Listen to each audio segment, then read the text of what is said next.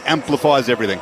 4 in a row, I mentioned, which includes all 3 occasions last year, 2 of which were at the SCG and that qualifying final, which I think we now talk about as being probably the best AFL game in Sydney ever. That was the last time they met. The Swans won it by a kick. Isaac Heaney was the man that day with 3 of those goals, 30 touches. So there's all of that burning inside the Giants, I'm sure, as well. The team news here is there are no late changes. There were 3 changes at selection all up for each side. Firstly for the Swans, who lose Patton to a calf, and Laddams and Hanley are omitted. Sam Wicks headlines the inclusions back from a calf issue. Joel Hamling returns, as does Angus Sheldrick off some good VFL form, and he will start as the Swans sub. The Giants have a debutant today. We do see this quite often from both sides, biting a youngster in the biggest home and away game of the season. Josiah Delana, you can call him Joey, a young lad out of Kings Langley, Western Sydney, Fijian background, a small live wire forward who only picked up a Sharon at the age of 13. He was inspired by Israel Folau, the former Giant, and of course Crosscode star. So we'll see him get an opportunity today. Joey Delana and Joe Fonte playing his first game for the season, his 6th overall. Callum Brown returns up forward. They lose Josh Kelly to a hip complaint. Jake Riccardi with a hand, and Connor Stone omitted. The sub is Jake Stringer, which is a curious thing there in itself. So Jake Stringer will wear the vest today for Adam Kingsley's Greater Western Sydney Giants. Our experts are firstly Norm Smith medalist Ryan O'Keefe. Welcome.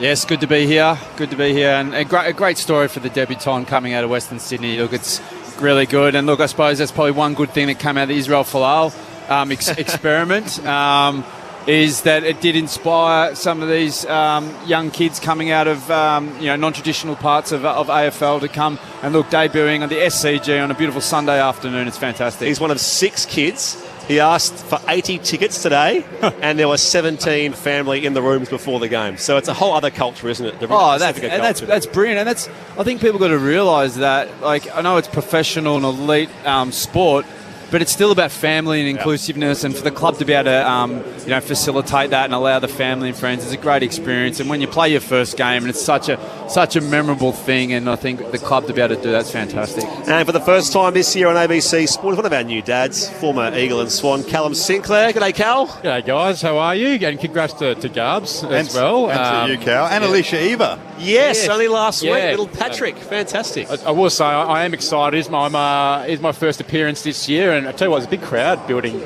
out the front. I'm not sure how whether it's coming for the footy, but the Wiggles are on next door, so it's going to be very exciting. But no, very excited for today's game. Jake Stringer, what an injection he would be if he came in kind of halfway through the game. Bit of a concern for the Swans. It's just the 3rd time in his career he's been the sub. So his very first game of AFL footy 2013 at the Bulldogs, he was the sub that day on debut. And most recently, it was the last round of 2023 for the Bombers against the Giants, actually. So it's the 3rd time he's the sub in his career. Well, I think it's probably a good call, because I think you've seen coaches like Sam Mitchell do similar things at Hawthorn, kind of bringing in the experienced players as that kind of injection. I think traditionally that sub kind of goes to not necessarily a debutant, but more of a younger player that kind of comes in if needed. But I think Sam Mitchell's kind of pioneered that this year.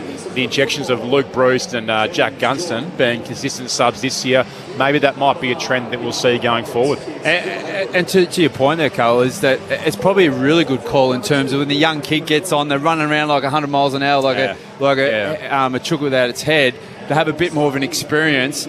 And to be honest, I think this is probably the perfect position for Stringer. He's a game winner too. He's a game winner. He's explosive and impactful, but he doesn't have that consistency during his game. Like, he's not a guy that's going to go grind out 4 consistent quarters for you, but it's just moments in the game that he turns on. I mentioned the Swans have the more recent form. The Giants have won derbies. They're past 4 wins by a total of 6 points. So they win the close ones, although the qualifying final last year was pretty close as well. But we talk about what's at stake here for the Swans. It's 15th versus 8th. So the Swans are 15th. Everyone says, it's early season form. The Lions last year were no good. The Lions weren't worse than 2 and 5. They didn't get to 2 and 6. So that's what the Swans are now. If they lose, so they're 2 and 6. All of a sudden, they can't have that fairy tale comeback you would think to go on the run the Lions had last year. There's probably 2 parts to this. I think, one, they just haven't got the cattle at the moment. Like, their injury list kind of speaks for itself. It's not an excuse, but it does play a significant factor. I actually had a chat with Harry Cunningham earlier this week. It's close to 1,000 games experience that's not out there at the moment, which is actually quite significant. Now, if you're the Giants, you need to be taking advantage of that, because me and Garb spoke a little bit off air. They need to cement themselves for once as a top 2 team. They've got the list, they've got the capability, but I think it's survival. It's a survival game for the Swans. One more loss, I think it's going to be a really tough season. The man who has won the last 3 Brett Cook medals was Errol Goulden, of course. He's not out there yet for the Sydney Swans either, and still a few weeks away at least. The other key thing here, Ryan O'Keefe, last week the Giants, we saw them up close in Canberra, lost the clearances by a differential of 22, their 3rd worst ever. So we talk about the midfield, the cliche, it all starts in the midfield. They were smacked by the Bulldogs last week. Yeah, look, I think the difference between these two, it's a must-win for both teams. My personal opinion is if the Swans drop this, they're not making finals. Yep. And I know there's a few good, like Callum Mills, Errol Goulden, but then you go outside those players, I know there's a bit of experience, but they're not really top-line players. I sort of see for the Swans are so reliant on their top 6 players, and I think that their top 6 players had a brilliant season last year, and if their top 6 aren't firing, I think below it's not been able to carry the load. Where the Giants, I just think they're just been a little bit off. A couple of, I think last week's game, they missed some howls. Like Toby Green missed one out of the goal square, that sort of stuff. I think they can bounce back, and I think they're still a really big finals contender. Let's get a feel for things. Boundary side, Declan Byrne is there for us. Hey, Declan. Yeah, good afternoon, team. Peachy day down here, so 22 degrees next to no wind, the SCG. Full sunshine. This is a crazy Sydney day. The crowd mostly red and white as well, so not heaps of the Giants travelling fans, but I've got a lot of the Delana family right next to me. They're in their Delana T-shirt. They've custom made it. They look a treat, so I reckon if he gets busy, you'll be able to hear the cheers right next to me. Who's your tip, Cal? Oh, I think the Giants. I think their form's been a lot more consistent this season. It's going to be too late for the Swans, I reckon. Ryan O'Keefe? Yeah, I'm with the Giants as well. Okay. Players in position.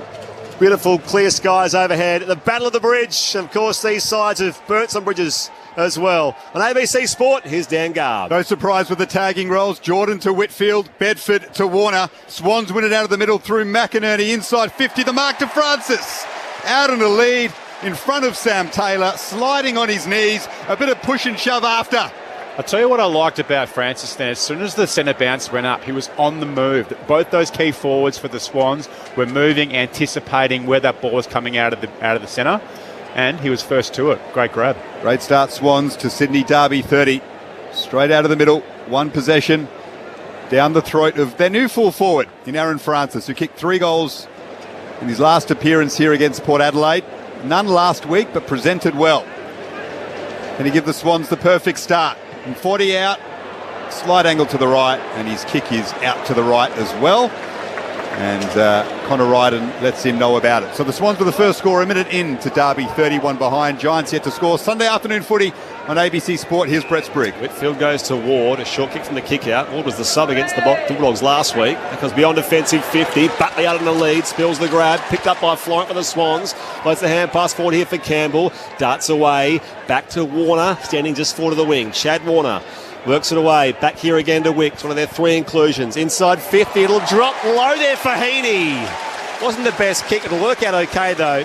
And Heaney is not far away from that same point where Aaron Francis was a short time ago. He's 40 out, a little better than 45 degrees. That's the advantage of playing in front. It was a bit of a shanking, but to your point before, the Swans forward line looks like it's on the move, trying to get in front.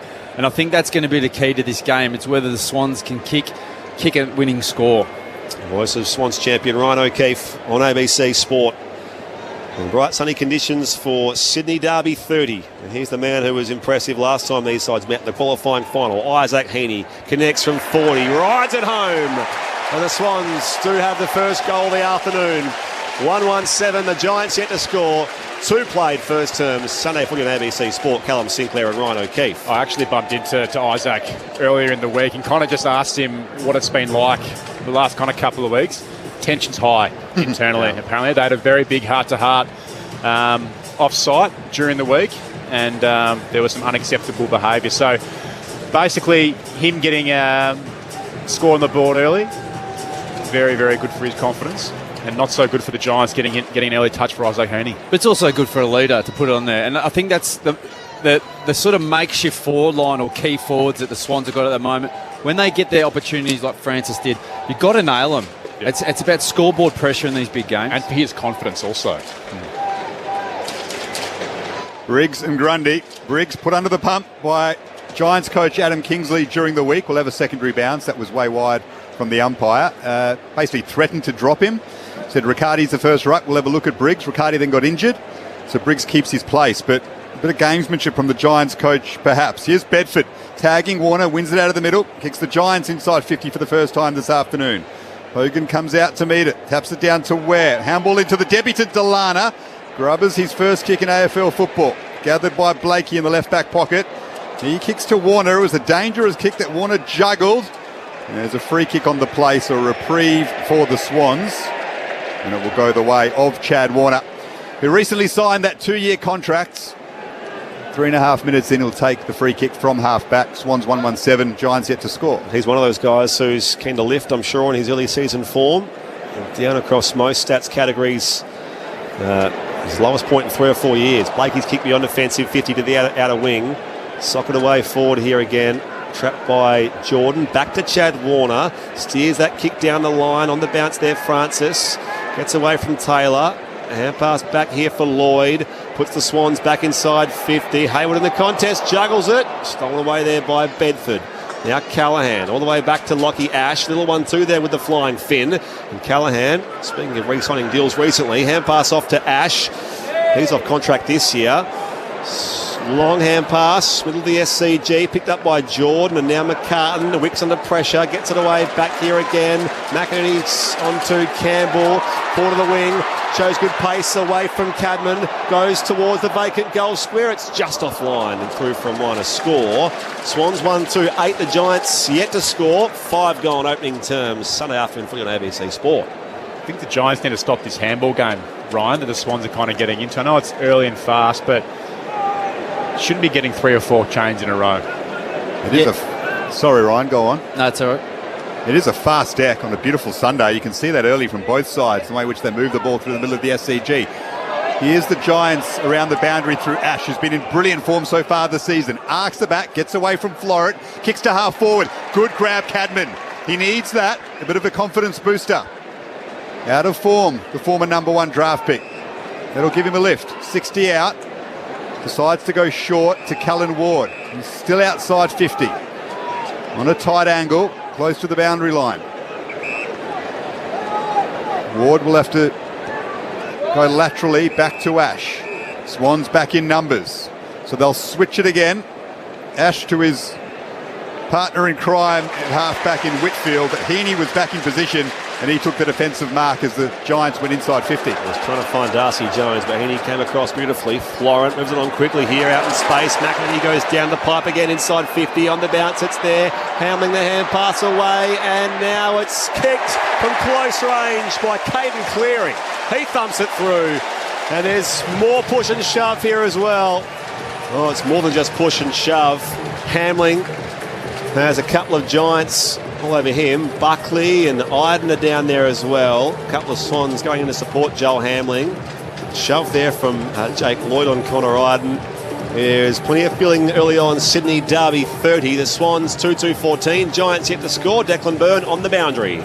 Yeah, no, it doesn't take much to start a melee down here, but Taylor diving in at the feet there of Cleary, so that's what Hamling was angry about. He's been in most of these spot fires, Joel Hamling getting involved. Oh yeah, you can see it on the replay as well as he just put that through Caden Cleary. So the good thing about the Swans at the moment, they're getting their handball and they're being really precise with their possession. I think in the last few weeks they've turned the ball over so much and with that handball as well. McInerney in form early. 3 disposals, 3 score involvements, 2 inside 50s. Starting on ball. Kicked out of the air by Briggs for the Giants, but falls in the lap of Lloyd. So the Swans go deep into attack again. They got the fast start in the derby. Off the hands of Hamling. Picked up by Iden. Bounced hard into McLean. And he'll win the free kick. A little slow to get to his feet, Connor Iden. McLean met him solidly, but just a little bit high. So there is some intensity in Sydney Derby 30. The Swans a lot cleaner early. 2-2-14. Giants yet to score.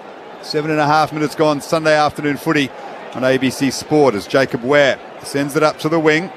Flying forward is Harvey Thomas. Palmed it down to Tom Green. The handball inboard is picked off by Heaney. Here go the Swans again to Warner. Chisels one into attack. Taylor does well on this occasion to get in front of Hamling. Handball to Ryden, and now the Giants will bounce away. Nick Mullen, hand pass back here. Under some pressure is Himmelberg on the last line. We'll come back here for a whistle. Now advantage paid for the Giants.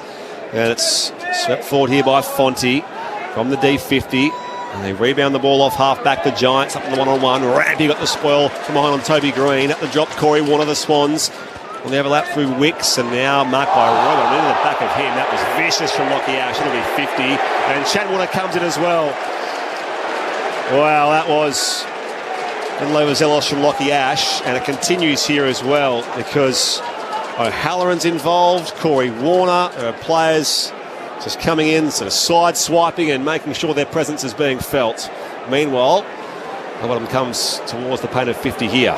It's been a lot of tension and feeling for both teams. You can that tension and pressure that's probably been internally for both teams is obviously flowing out here. I think it's the team that's can control that sort of aggression to positive on the ball, attacking the contest. James Rowbottom crosses the 50 to kick here to continue the Swans' perfect start. That's a neat-looking set shot. They've got the first three of the derby. 3-2-20, and the Giants still yet to score. 9 gone first term.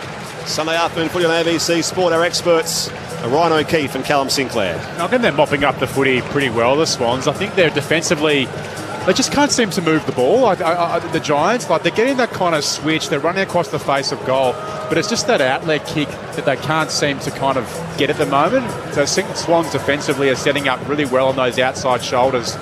You've seen so few kind of interesting exits there, Ryan. A couple of weird handballs through the middle of the ground the Giants have done. They're probably just not getting that outlet run in order to get some relief. Again, the modern game's about turnover ball, and the Swans aren't turning over, and the Giants have turned it over a couple of times before Whitfield, that inside where Heaney cut off. That one there, as you said, good defence by the Swans are cutting off and turning the ball back over. Dean Cox first derby as coach, and his team have the hot start, 3-2-20. Giants yet to score, but Tom Green sends GWS into attack. At the fall of it is Callum Brown. He's gang tackled by a couple. Melican and Wicks will have a ball up just outside the Giants attacking goal square. They need to respond. Mo Ruck goes for this. Briggs and Grundy both left it. Harvey Thomas picked it up. He's tackled by Blakey, so we'll have another ball up. Briggs knocks this one forward, picked up by Blakey. Last line of defence is Lloyd. He clears the area, one-on-one. Fonte's there, takes a good mark, in for his first game of the season. Impressed coming into the team last year, Joe Fonte. That's a good grab. 65 out. He's got pace and a long kick. Sends it deep into attack. Off the hands of Blakey and through for a rush behind. So the Giants are on the board. Swans 3-2-20, GWS. One behind, 11 minutes gone in the first term. The Swans' defence looks so much better when Tom McCartan's back there. I think they've got to stop with that experiment and going forward. No disrespect, he's not a forward. Blakey kicks out, but it's chopped off there, almost by Jacob Ware. Onward Iden, hand pass off the deck. Still alive here as Bice goes in hard for the Swans. Lloyd the hand pass back to Chad Warner. Retreats inside the D50. On the bounce, Rampy traps it now. Shares it with Melican by hand. They'll switch back to the members' side. Dicey, though, it's worked out okay for Wicks, who marks in the right back pocket. One of 3 Swans back in the side this week, Sam Wicks. Speaking of guys who have had a change of position, he's now, of course, playing more of the defensive role these days. And there is McCartan at fullback. Switches back to the outer side for Melican. Swans by 19 points here, 12 gone first term.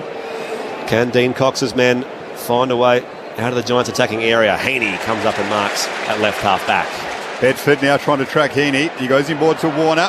And Bice runs off him. Handball in the middle of the ground to Grundy. Now back to Warner. He's got space. This is dangerous. Spots up McLean. That is slick football, Sydney. Off half back. Heaney and Warner, a couple of the champs involved. And McLean's taken the mark. He'll kick from 45, close to directly in front, in search of a 4th straight for the Swans. Super slick by the Swans, but if you're the Giants, you just cannot allow Chad Warner to get that overlap run. He just gets himself involved with his run so frequently. He needs to be checked there, but what a great finish going inside 50. Struggled with his accuracy in the game against Port here 2 weeks ago. Hayden McLean would love one early and finds it. And then gives it back straight away. It's on again here inside 50. After kicking the goal, McLean went straight at Jack Buckley. And this is a full-on melee now. The third of the game. But the Swans have the answers on the scoreboard. 4-2-26. GWS one behind. Tell you what, the umpires footy trip fund will be going somewhere nice this year. The Swans at the moment are moving the ball like they're best, which is positive to see, to get that confidence. As you said, that run, that overlap, that short 45 into the corridor, and then that's a post-up kick, and they get the handball receive off the back of that. It goes back to your point. I think Tom McCartan being the key pillar down there. It's allowing Mike Blakey and those sorts of players to actually play their natural game. Exactly right. Adam Kingsley looks a tense picture early on that Giants bench.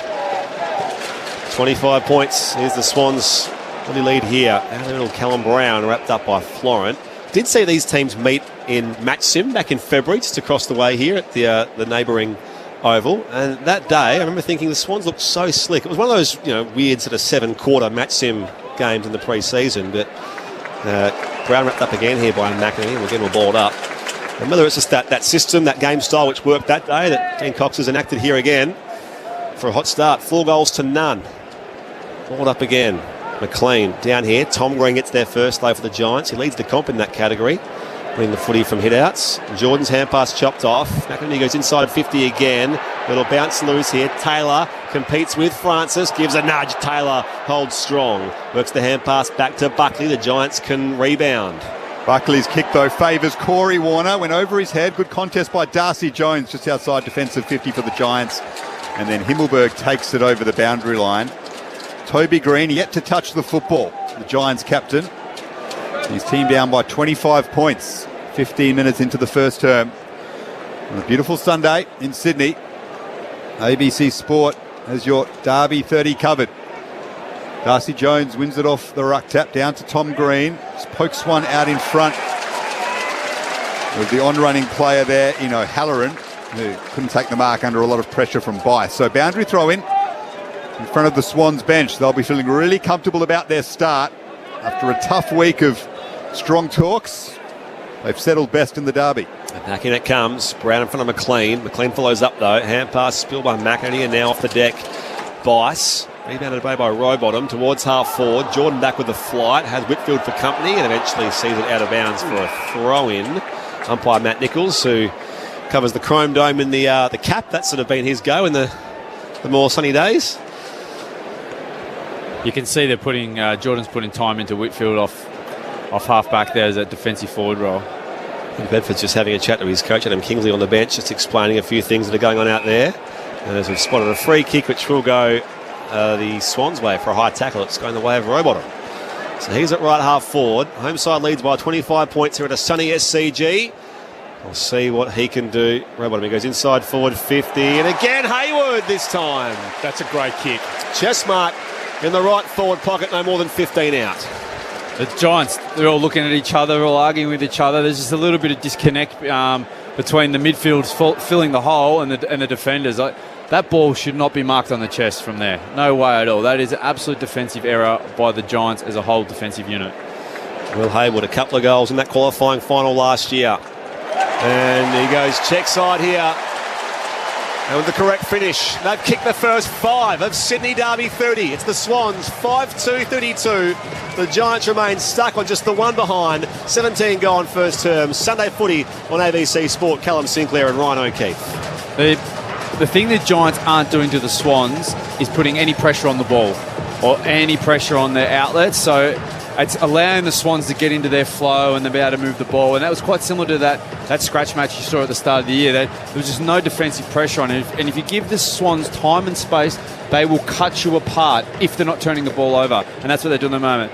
The Giants really rely on their stoppage game, but they're not getting that going either. So they're not defending it. They're not winning it at the source. They're in a lot of trouble. They've got to change a lot of things very quickly. Important goal for Hayward, averaging under 10 disposals and just a goal a game over the last 3 weeks. Dean Cox said during the week his middle-tier players like him need to step up. That'll give him a boost early on. Ball in dispute, middle of the ground, picked up by Ware. Has some space just to find Callum Brown, who pumps it inside 50, the Irishman. Hogan out to meet it. They converge on him, punched away by Blakey. Heaney wanted under pressure, but the Giants tackle strong and get it back. The long kick from Ware is dropped by Melican, but he's able to regather. And he has a teammate free in McLean at half back. He decides just to wait to let his teammates get into space. And when you're 31 points up, 18 minutes gone in the first term, why not? A bit of composure there as McLean goes short to McInerney on the wing. You can see the Giants have got a zone defence here, so the Swans are just picking the holes, and the Giants aren't using that zone to shut anything down. Ollie Florent marks on the broadcast wing. His 127th consecutive game, Ollie Florent. Roberts kicks for distance across to the O'Reilly wing, eastern side of the SCG. Blakey uncontested, off to find Riley Bice. Again, far too much space here for the Swans. Can they go on the entry? Blakey receives the hand pass back. He kicks into the pocket. There's a 2-on-1 down there. Hamlin was being held. It bounced out the back to Whitfield. Umpire spotted a hold first there on the Giants. It will go the way of Sam Taylor in the right back pocket. Swans by 31. 19 gone first term. Sunday footy on ABC Sport. It's all well and good to play a zone, but you also need to shut them down and slow them down. Well, Taylor's kick is picked off by McCartan. The Giants in all sorts of trouble early on. Shell-shocked here at the SCG. McCartan goes short to Wicks. He can switch it to Roberts in plenty of space. There's half of the SCG to run into if he wants. Decides to go back into the corridor instead to Bice, standing in the centre circles. He goes inside 50. McLean pushed Toby Green off the football, and it's a free kick going the way of the Giants captain, who's dropped back into defence to get his first touch of the derby. And he switches it to Ward. Almost into time on in the first term. Sydney 5-2-32. GWS 1 behind as Iden plays on and finds Himmelberg on the wing. He's dropped it though. Able to regather and goes back to Iden. Iden back to Cal Ward, playing his 27th derby this afternoon. And now to Toby Bedford on the logo commentary side. Middle of the SCG now for Joe Fonte.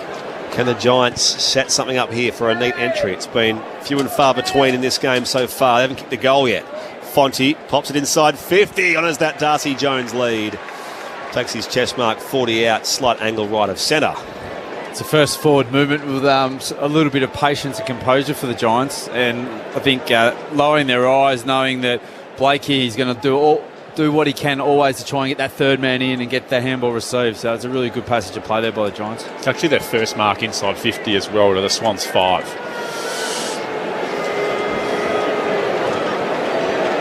Darcy Jones, debuted last year, turned 21 last month. Kicks from just inside 50, Paddington end, and it's got the carry. It's there at last. They're on the board, the Giants. Darcy Jones makes it 1-1-7. They trail the Swans who are 5-2. 21 gone first term. Sunday footy on ABC Sport. Callum Sinclair and Ryan O'Keefe. What I was saying before, Brian, is that the Giants are playing that sort of zone, not necessarily coming right up to man the mark. Now, the challenge that you've got with that is if you don't kind of, I guess, man that effectively, it pulls your whole defence back. So Swans are getting big switch kicks allowed, it's short corridor kicks that are exposing the Giants. So they've actually got to come up and squeeze the ground a little bit more to stop this uncontested game that the Swans are playing with the ball. And the zone defence as well, it can be a bit of a let-off when you're watching, oh no, I'm covering my area. But it's, if anyone goes into your zone, you've got to shut that outlet down, and the Giants aren't. When you're allowing big full ground switches, that's not acceptable. Swans by 25 points. Well done by Briggs. Pushed Grundy off it. Won the clearance, but it's socket all the way back from defensive 50. Past halfway. Cleary to Grundy. Mowed down. Got the handball away though to Jordan, and now Hayward. His kick is smothered. Picked up by Ash. Frantic football late in this first term. Here's Taylor under pressure. Out wide he goes. Wicks pushed Thomas off it. Play on, says the umpire. Gathered by Tom Green. Now to Ward. This is better from the Giants. Thomas chisels one up the wing to Toby Green. Rampy went into the back of him. Surely a free kick. Giants have it anyway. Here's Callaghan with some room to move. Kicks forward and finds Cadman on a lead. And he says, let's slow things down. He'll kick from 50 out directly in front. Thought about playing on Now he'll go all the way back on his mark as the Giants look for 2 in a row. It's one of those grounds at the SCG. If you can get run and flow through the corridor, I tell you what, it's hard to stop if you're a defender. Cadman needs to back himself here. This is why you're in the team. You're a key forward. You've taken a mark. You're round 50. That should be in your wheelhouse. Go back and have a shot. Nice kick from Callaghan to set him up. Cadman from just outside 50 strikes it superbly. That's good. And it's straight through. The Giants have arrived at the SCG belatedly. Back-to-back goals. They trail the Swans by 19 points. Sydney 5-2-32, GWS 2-1-13. He was looking to give that off. Initially, he was unsure. Just go back, young fella. Go back yourself in. You're a good player, a good kick. Go back and do what you do. Brodie Grundy thought he was Chad Warner there at one stage. Did he? Like, what are you doing? Like, you got your breakthrough. Let's get it through. As we see, if you turn the ball over, particularly the SCG in the corridor, goes back with interest. You've got to make sure that you get deep entries here. And that was Bedford's chase and tackle as well on Brodie Grundy, a much bigger body. I mentioned Aaron Cadman. He kicked 3 goals in last year's quali. He's never kicked 4 in a game before. So, as I say, expect more of that from a young key forward. And he might have a bit more space now that Stringer's not there as well at the moment. I think, as we've probably commented previous games, is how is that 4-line dynamic going to work? Back-to-back goals for the Giants here at the SCG and Derby 30. Grundy feeds Heaney, clean hit out. They go on the entry now inside 50, a little too deep for Hayward. Iden went the spoil. Loose footy gathered by Whitfield. Now Ash for the Giants. Hurried hand pass goes toward the boundary line. Swans want to deliver it. Yes, says the umpire. I think there was enough reasonable doubt there as far as just an unkind bounce of the ball maybe. But he was handbasted into that statue in the stand over there. Yabba. I think he knew what he was doing. So Corey Warner has the footy here for the Swans, deep in the left forward pocket. An opportunity here for the Swans' 6th under reply. Corey Warner sprinted so hard for that ball. You would not believe it. You better kick it. Goals in 3 of his 7 games. Check side here, misses near side. Swans are 5-3, 33. Giants 2-1-13, 25 gone first quarter. Sunday afternoon footy on ABC Sport. The Derby living up to the billing. Both sides desperate for a win. Swans started the better. Giants have responded nicely now. The last 2 majors of this first term as Whitfield goes short to Fonte, who really does impress with his composure, Joe Fonte. I like him in this Giants team. Set up the goal for Darcy Jones before Callaghan set one up for Cadman as Callaghan switches it to Iden. And now Lockie Ash, possession number 7 coming up for him. Goes short to Whitfield. Left half back, just outside defensive 50. You can see how the Swans are playing a little bit more relative to a bit more of a man-on-man defence rather than that zone. Whitfield and Ash waxing as they so often do. The 2 Lockies off half back. Been superb for the Giants so far in this season. That's a good kick from Ash, but it's dropped by McMullen, and it might be a costly turnover. Gathered by Hayward, now to Francis. 75 out, goes short, inboard. Spots up Jordan. Jordan will go into the pocket. Down there is Heaney, flies. Over the top of him was Iden, punches it over the boundary line. Boundary throw in right forward pocket for the Swans, who lead by 20 points. 26 minutes gone in the first term, down to Declan Byrne. Yeah, there's a clear directive out there to try and ruffle the feathers of Sam Taylor. The Lord of the Niggle, Tom Papley's not there, so Aaron Francis and Joel Hamling have been hard at him, pat him on the head. They got an umpire warning for it as well. Swans by 20. Tom Green's kick partly smothered. Ricochets down here for Rowbottom. Oh, can't escape the tackle there of Ash and Delana. The umpire says, give it to me. That right half forward for the Swans. Did see Joel Hamling up forward early on. He's on the bench now, but as I mentioned last time, chasing his first AFL goal, his 97th game. Well, they were going in that first term. Might have been a chance as well. Here's Chad Warner. Sharks the footy. Centering long ball. Francis. It's bouncing across the face. Francis gave a shove in the contest with Buckley. We'll throw it back in. Round weekend. The Swans inside 50. A 20-point lead their way. That's all the Swans want. Get repeat stoppages in your forward 50. Lock it in. Have really good setup behind the ball. And just build this pressure. Another one here before quarter time would hammer home what's been a superb start for the Swans. McLean and Briggs gathered by the Giants though. Callaghan down to Green, and now Iden clears the area up to the wing. Well done by McCartan though. No, he infringed on Hogan. So the Coleman medalist wins the free kick on the wing. SCG bathed in sunshine. Goes short to Ward. The veteran has someone on the angle in O'Halloran, but the Swans cut it off. Wicks gathers it at half-back. And now finds Campbell, marking on the logo. He'll switch it up. It's a dangerous one. The Swans have numbers around it. McInerney made a contest. Rampy gathered it. They come across half-back here. Riley Bias with a neat ball to find Roberts. On the commentary wing. Matt Roberts, averaging 24.5 disposals this season so far. Had 28 against the Gold Coast Suns last week. Here's one more as he finds Jordan. Easy off half-back. James Jordan here goes down the line. That kick's not so easy. It's almost there for Ash, who just knocks it over the boundary line for a throw-in on the junction of 50. Declan Byrne on the boundary. Lachie Whitfield stayed down after a contest before, and he's hobbling a little bit. He's trying to run it off, but he had that issue last weekend at Canberra as well when he came off. So keep a close eye on Whitfield. Jordan's still sticking with him. Boundary throw in. Right on attacking 50 for the Swans. Briggs and Grundy. Briggs works his way to the front. Grundy gets the tap down though. Gathered by Callaghan. He's getting to work now with Tom Green. Both Callaghan and Ash see the ball over. So another throw in attack for the Swans, who are 5-3-33. GWS 2-1-13. Late stage of the first term. A beautiful Sunday in Sydney at the SCG on ABC Sport. Umpire heaves it back in. Grundy and Briggs, the ruck battle. Tom Green feeds it back to the big man. Briggs kicks smothered. Mark not paid to Corey Warner as a result. Brother Chad comes through as well. Shakes one tackle. Tackled by Callaghan. Now it comes away here. Heaney again back to Roberts. Hurried kick up in the air. Who wants it more? Deep to the pocket there. Buckley swats it away. Taylor in support and defence there for the Giants. And now Ward runs into Florence. And he heaps him toward the line. Ball comes loose somehow. We might come back here for that tackle. It's a dumping tackle there on Callan Ward. Or a push. So it'll be a free kick for the Giants veteran and former captain in the right back pocket. Swans lead here by 20 points as we approach the half-hour mark. Ward goes long. Big leap by Brown, and then Delana on debut, and Wicks sit over the boundary line. So it feels like both sides just hanging out for the quarter-time siren now. In a frantic first term, Giants will be happy they've got back into it with the last 2 goals. But the Swans more than satisfied with their start. 20-point lead. We approach the half-hour mark. Trying to avoid going 2-6, the Swans.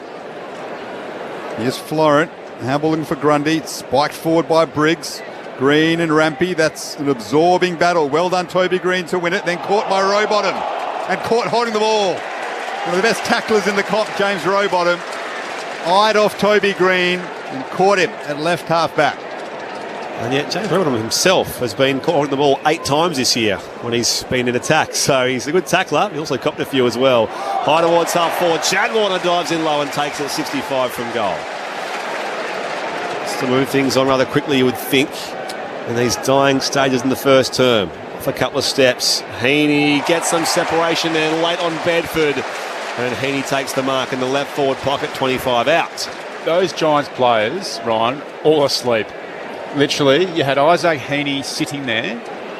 Heaney opens up the angle here for his second goal on the snap. He misses. Swans are 5-4-34. Giants 2-1-13. 31 goal in first term. ABC Sport. Yeah, uncontested marks in your forward field. It's unforgivable, really. Rushed that a bit, Heaney. Should have made the most of it. An easy conversion for a player of his quality. And Bedford looked a bit lost there. So he's switched between Warner and Heaney so far in this first term and looks a bit disorientated, the Giants tagger. So effective at his job. Swans win it again on the wing. Time ticking down in this first term. The kick from Wicks is out of bounds on the full. And that will just about do us for this first quarter of Sydney Derby 30. Warner with 10 disposals. Heaney with 9 to quarter time. So in the absence of Errol Goulden, who's won the last 3 Brett Kirk medals, the 2 other blue chip superstars in this Swans engine room, starring early on. As Ash goes to O'Halloran. And that is quarter time. The Swans faithful enjoyed that immensely. Their team 21 points up at the first break, 5-4-34. The Giants 2-1-13. Their best quarter of the season so far, you would say. 5 goals in that first term. They kicked the first 5 of the game, in fact, through McLean, Cleary, Heaney, Rowbottom and Haywood. The Giants did respond with two of their own through Darcy Jones and Aaron Cadman. It's the Swans by 31 points at the first change across ABC News Radio, ABC Sport Digital and the Listen app. This is Sunday afternoon footy on ABC Sport. Get ABC AFL Daily Podcast with Premiership coach Paul Roos. Alongside Corbin Middlemass, Ben Cameron and Poppy Penny. ABC AFL Daily Podcast. It's your daily footy conversation. Find it on the ABC Listen app. This is the 2025 AFL Premiership season on ABC Sport. Chad Warner works it away. Back here again to Wicks, one of their three inclusions. Inside 50, it'll drop low there for Heaney. Wasn't the best kick. It'll work out okay though. Isaac Heaney connects from 40, rides it home. And the Swans do have the first goal of the afternoon. Warren moves it on quickly here out in space. McAfee goes down the pipe again inside 50. On the bounce, it's there. Pounding the hand pass away. And now it's kicked from close range by Caden Cleary. He thumps it through. And there's more push and shove here as well. Heaney, he goes inboard to Warner. And Bice runs off him. Handball in the middle of the ground to Grundy. Now back to Warner. He's got space. This is dangerous. Spots up McLean. That is slick football, Sydney. Hayden McLean would love one early and finds it. And then gives it back straight away. It's on again here inside 50. Thomas chisels one up the wing. Toby Green. Rampy went into the back of him. Surely a free kick. Giants have it anyway. Here's Callahan with some room to move. Kicks forward and finds Cadman. On a lead. Cadman from just outside 50 strikes it superbly. That's good. And it's straight through. This is ABC Sports coverage of the AFL. On your radio ABC Sport Digital. and on the ABC Listen app. A typically tense, fiery start at the Battle of the Bridge. Sydney Derby 30. The Swans were slick though for the most part in that first term. They lead Greater Western Sydney by 21 points at quarter time here at a very sunny Sydney cricket ground. You're with Brett Sprigg alongside Dan Garb. On the boundary, it's Declan Byrne, and our experts here on ABC Sport are Callum Sinclair and Ryan O'Keefe. Well, I'll kick things off, mate, just for my analysis of that kind of first quarter. Giants just came with a little bit more, I'll rephrase that. The Swans just came a little bit more intent. Their attitude was a lot more fiery. They felt like they came into the game to make a real statement. You see McLean and Hamling go to Taylor. They're trying to get under his skin. You saw the spot fires start there. But essentially what's kind of gone on, really, is the inside 50 count. Swans 20, the Giants 8. The reason for that is they just can't move the ball. I guess in defence, they're actually mopping up okay, but the problem is they get to, I guess, the halfback flank and they can't seem to penetrate anything into the corridor. And one thing I know about the Giants is they hate kicking long down the line. They want pace on the ball, they want overlap handball, and they want to use their run and carry. So what the Swans are essentially doing is they're using their outlets, working really hard, and they're stopping that run and trying to force them long down the line. If you do that to the Giants, they really, really struggle. Now, it's very interesting. They got back in the game a little bit. Aaron Cadman kicked a good goal there just to kind of settle the nerves a little bit. But it's the old firm. Warner and Heaney got to get them under control because they are just running in overlap. I think Heaney's had a couple of shots on goal already. And Warner, he's penetrating the ball inside 50. He's already matched up 10 disposals and a couple of clearances. So he's a concern. To follow on to your point there, Carl, with your ball movement, it's what the opposition are allowed you to doing. Now, you can see there's two contrasting defences here. The Giants are playing this zone defence. They're not really putting any pressure on the ball or covering out any outlets, and that's allowed the Swans to just slice through them. And that's why the Swans' ball movement's been allowed to be fast and flowing. Where the Swans' defence is more one-on-one, you can see that. So they're not allowing the Giants to move the ball fast because their outlets are covered, and they're actually putting really good pressure on the ball carrier, making them force a decision. So that's why the two goals late, if you saw, they went through Blakey's man. Now, Blakey, as I said, he's the player in the Swans' defence who doesn't really defend too much. And what I mean by that, he's looking to get that third man in or be the handball received. So they lowered the eyes, and both times that was through Blakey's opponent. So it's the battle of what the team defence is doing at the moment, and the Giants' team defence at the moment is very, very, very loose. Well, one thing we should talk about quickly is if you're coaching the Giants, if you're Adam Kingsley, what are you doing? Because at the moment, you're allowing guys like Heaney to literally have too much aerial presence, and Chad Warner is driving his legs all over the ground. So I don't know about this strategy about kind of standing off the man in the mark, because what it does, it pulls everyone back. And the Swans, the SCG is not a big ground, Ryan. As you know, you've played here more than anyone. The amount of uncontested marks that they're getting, particularly through the middle of the ground, it's seriously concerning. And if I was honestly Adam Kingsley, I'd fire up the defenders, because how many marks have been allowed to take inside 50? Now, I know you can't control a lot of that with the midfield, I guess, how fast it comes out, but they've been put to bed a bit. Yeah, and I think it's going to be hard if this is your defensive philosophy. It's going to be hard to change your whole philosophy over what you've been doing over pre-season, the build-up, but it may be more like, hey, we're going to switch on. When someone comes in your area, you've got to be real mindful. Already seeing Hamling get tangled up down there with Buckley and Taylor. I reckon they're saying, you haven't kicked an AFL goal yet, Hamling, you spud. No, probably not. But he's trying to get to Taylor. That's where he's back. yeah. So it's going on down there. McLean's down there as well. Swans lead by 21 points at quarter time here in Sydney Derby 30. And the second term we go. Grundy and Briggs give a shove on each other. Down here towards Heaney, wrapped up immediately by Callaghan, and will ball up. No, for those that weren't listening, I was following that closely in that Sydney Port game a couple of weeks ago. That he hadn't kicked an AFL goal. He was moved to the forward line, Joel Hamling. Of course, he's won a flag at the Bulldogs. Giants win this clearance here. Inside 50. Swatted away off half back. It's come all the way back for Cal Ward now on the wing. And now Iden high down the line. Inside 50 for the Giants. O'Halloran held there briefly by Blakey. Hogan keeps it alive there for Green, who's tackled. The umpire saw that high tackle, which came from Bice. And the Giants captain will have it.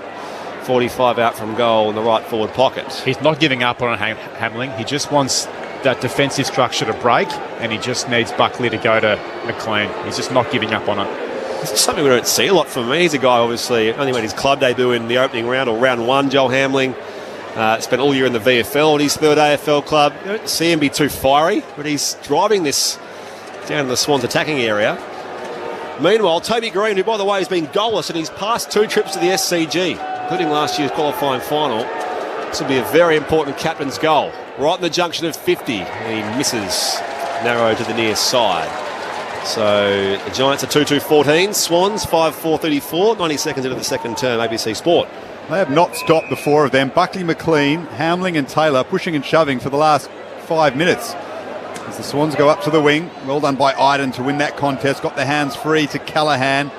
Hayward scraps away with him and they lock it up on the wing. So is Hamling trying to get to Taylor and the Giants won't let him, or is he just trying to ruffle him up? No, the Swans are basically saying we want Hamling on a defensive role on Taylor. So they're just not going to give up and trying to get it. And Buckley's just palming him off at the moment. So watch that with interest. Warner's quick kick is marked by Iden, who's doing very well for the Giants at the moment in game 101. Goes to McMullen. Left foot kick for Hogan just over his head. Well done, Tom McCartan.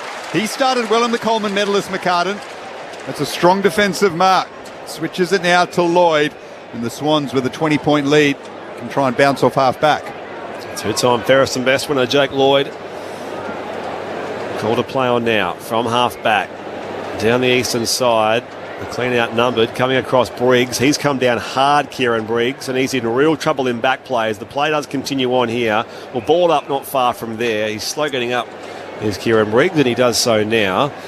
Well, ball up 65, make it 70 out from the Swans attacking goal at Paddington end. Briggs and Grundy tussle up here. He's fed down towards McInerney. His kick goes inside 50. Francis not paid the mark. Hits the deck here. Whitfield tackles him. Jordan, now it's holding the ball. So as it was not paid and he was wrapped up by Whitfield, the umpire did reward the Whitfield tackle. The Giants start again from centre half back. Whitfield looks for Cadman. Brought it to ground, Cadman. He was actually taken out of it by Melican. He started a lot better. Aaron Cadman, another player under pressure. The Giants go inside 50. Hogan's there with McCartan. Another good contest. Well done, McCartan. Won it once more. And then at ground level, McInerney's handball was too slick for Heaney, who left it behind, socketed it off the ground. It wasn't convincing, but they turn it over the Giants. McInerney, who's been good, wins it back. Now Warner under pressure, 3 Giants around him, and O'Halloran wins it back. Handball back to Cadman. High ball inside 50. Jones chases it. It bounces dangerously. McCartan picks it up, snaps over his shoulder. Cadman tries to bring it to ground. And now Lloyd has it, and they fall on the football. We'll have a ball up just outside, attacking 50 for the Giants. A scrappy passage of play. The Swans lead by 20 points. Sunday afternoon footy on ABC Sport. Just seeing how Briggs came down on that knee a short time ago as well at the other end. He's still out there for the time being, competing with Grundy. Giants trickle a kick inside 50. Cadman, hand pass off here. Another flying shot does come out there from McMullen, and he misses to the far side. Giants 2-4-16. Or was that 2-3-15, beg your pardon. The Swans are 5-4-34. 5 gone second term as the kick out's a little dicey here. Pressure comes from Callaghan, knocked up by Chad Warner. Superb from Warner, and that's a kick that finds Heaney. That's The two of them started superbly, and Heaney back to Warner. The Bash brothers for the Swans, bashing up the Giants at the moment. And they spot up Corey Warner now at centre half forward. So Heaney and Warner off half back. That was elite. How can, I said this in the first quarter, but he's taken that ball in the back pocket. He's been allowed to run, Chad Warner this is, after about past 4 or 5 Giants players to then get the handball received. Defensively for the Giants, you've got to be able to check plays like that and stop that run. 13 disposals apiece. Errol Goulding's won the last 3 Brett Kirk medals. They might split it at this rate, the two of them. Corey Warner's kick isn't flash, off hands. In fact, it's marked by Taylor. That's a bit of a win for the Giants fullback, who's had a rough start to Derby 30, literally under pressure from Joel Hamling. Swans lead by 19 points. And to describe the Swans as smug last year, Sam Taylor kicks beyond defensive 50, and it's marked there by Bice at half forward, puts them inside 50 to find Francis. Leads up and marks on his chest, 40 out on an angle better than 45 degrees.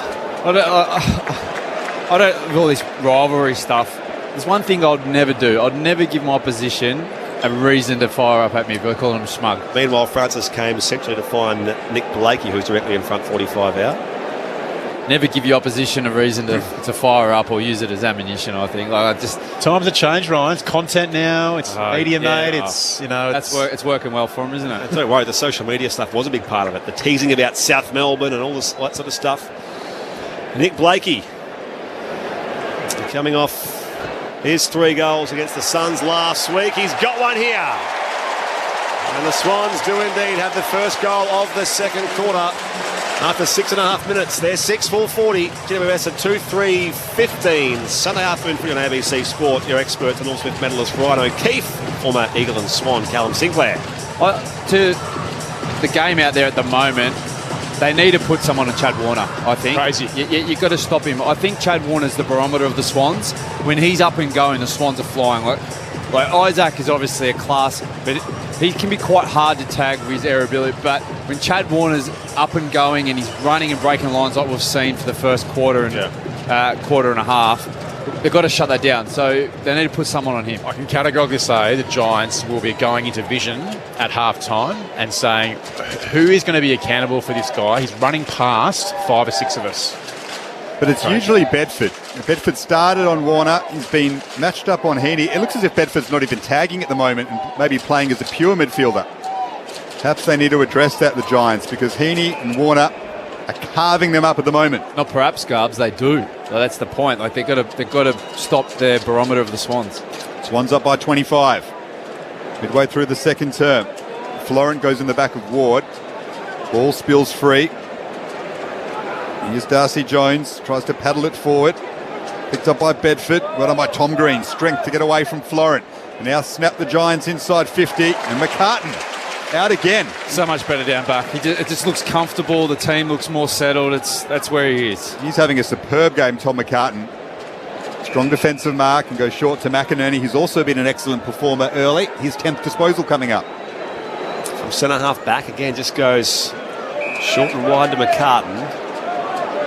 And they slingshot their way forward from left half back, the Sydney Swans. McCartan goes for a bounce and a dash as well. Down that member's side, 2-on-2. Hamling leads up. Come down here, sock it away. Campbell into Blakey. Hurried left foot kick inside forward 50. Francis got a spoil from behind from Taylor. Loose footy there. Hillberg wrapped up as well. Hand pass away in time. It might work out okay. Left behind by McMullen. And now Ash is brought to ground in a big tackle from Haywood.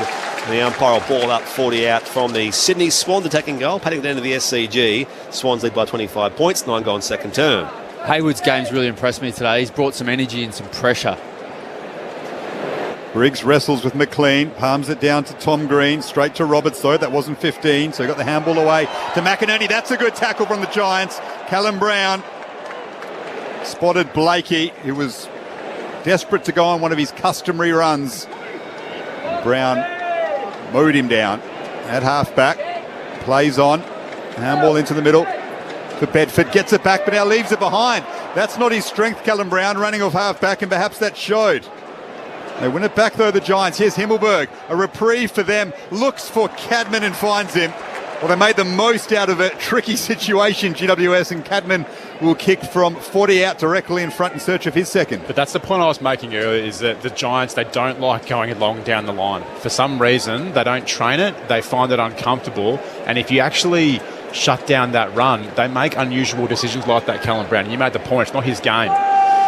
You've got to try it though. Look, the Swans, they shouldn't have allowed that out. They should have been turned over going back the other way. Cadman for his seconds. Finds it. A bit of quiet around the SCG. Told you the story of that kick from Aaron Cadman. So he's been a player put under the microscope this week, Aaron Cadman, and he has started very well. He's been the Giants' best up forward.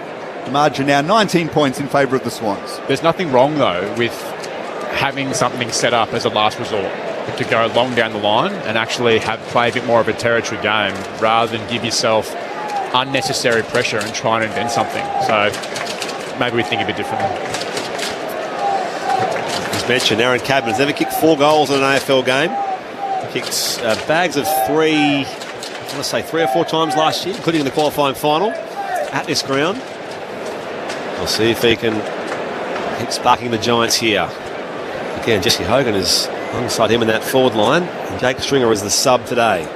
Restart back in the middle. In the ruck at Scrundy and Callum Brown. Bedford out after it. Leaves it there for Finn Callaghan. Hurried kick inside 50. Hogan, second right, reaching for it. McCartan down here though. Jones can shark the footy and now snap, and he misses with his snap from about 40 out. The Giants keep peppering away. 3-4-22. The Swans are 6-4-40. 11 going second term. Sunday afternoon footy on ABC Sport. Giants are starting to win some of the contests around the stoppage now and getting that ball forward. They are. Warner off the ground and they're taking advantage of it at the moment. GWS. Here's Wicks at right half back. There's a man in space in Lloyd on the wing. GWS set up a lot better at the moment. Numbers behind the ball. So Lloyd with the slow approach, kicks long to half forward. Grundy's there, punched away from him by Taylor. There's a free kick going the way of GWS. Himmelberg was held in that contest. So they've settled here, the Giants, back into this game. Only 19 points the margin, and the contest on their terms a little right now. Himmelberg looks to go corridor, now plays on towards half forward. Not the best kick. Straight down the throat of Melican. Melican assesses the options. He's been handy since back from injury as well. Yeah, had an injury plague sort of several years in his career, didn't he, August Melican? And there his kick along the line is marked by Buckley. Heaney's in a bit of trouble behind. Oi! Keep an eye on that. Buckley's kick inside defensive 50 here. Hamlin gets there first. Sockers it through, hits the post. His eyes would have lit up. So, Joel Hamling's first AFL goal just goes begging, but that was very dicey work in the D50 from the Giants. 19 points is the Swans' lead, 13 going second term. Sorry, Sprigg, you just saw Heaney fall to the ground and then start limping. Seemingly innocuous. He's back to his feet now, but maybe just a slight roll of the ankle for Heaney. Oh, another turnover almost for the Giants. Ward regathers it though. Well done by Fonte. He's under pressure. Tried to dart through a couple of tackles and then fortunately got one high. Oh, they're playing with fire at the moment, the Giants, as Fonte goes to Callaghan. Now they work it out to Ash. This is dangerous, but they've got some space. They'll continue with this handball game. Ash to Callaghan. Now he drives it to half forward. It'll bounce just outside 50 and now inside attack. Well done, Bedford. Knocked it forward, caught one high, and that'll be a free kick. And that might spark another melee.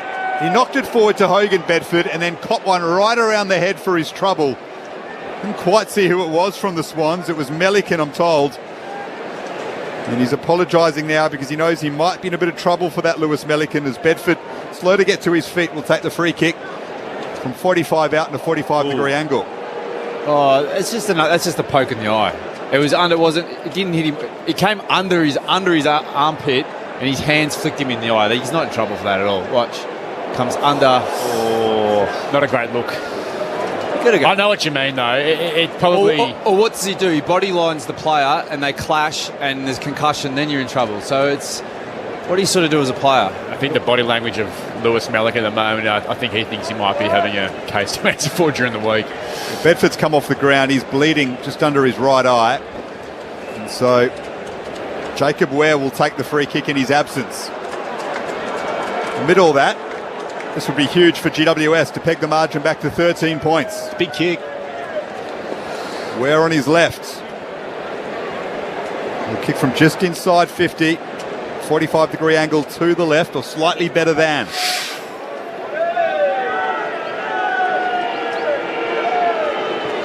Jacob Ware makes the most of that opportunity.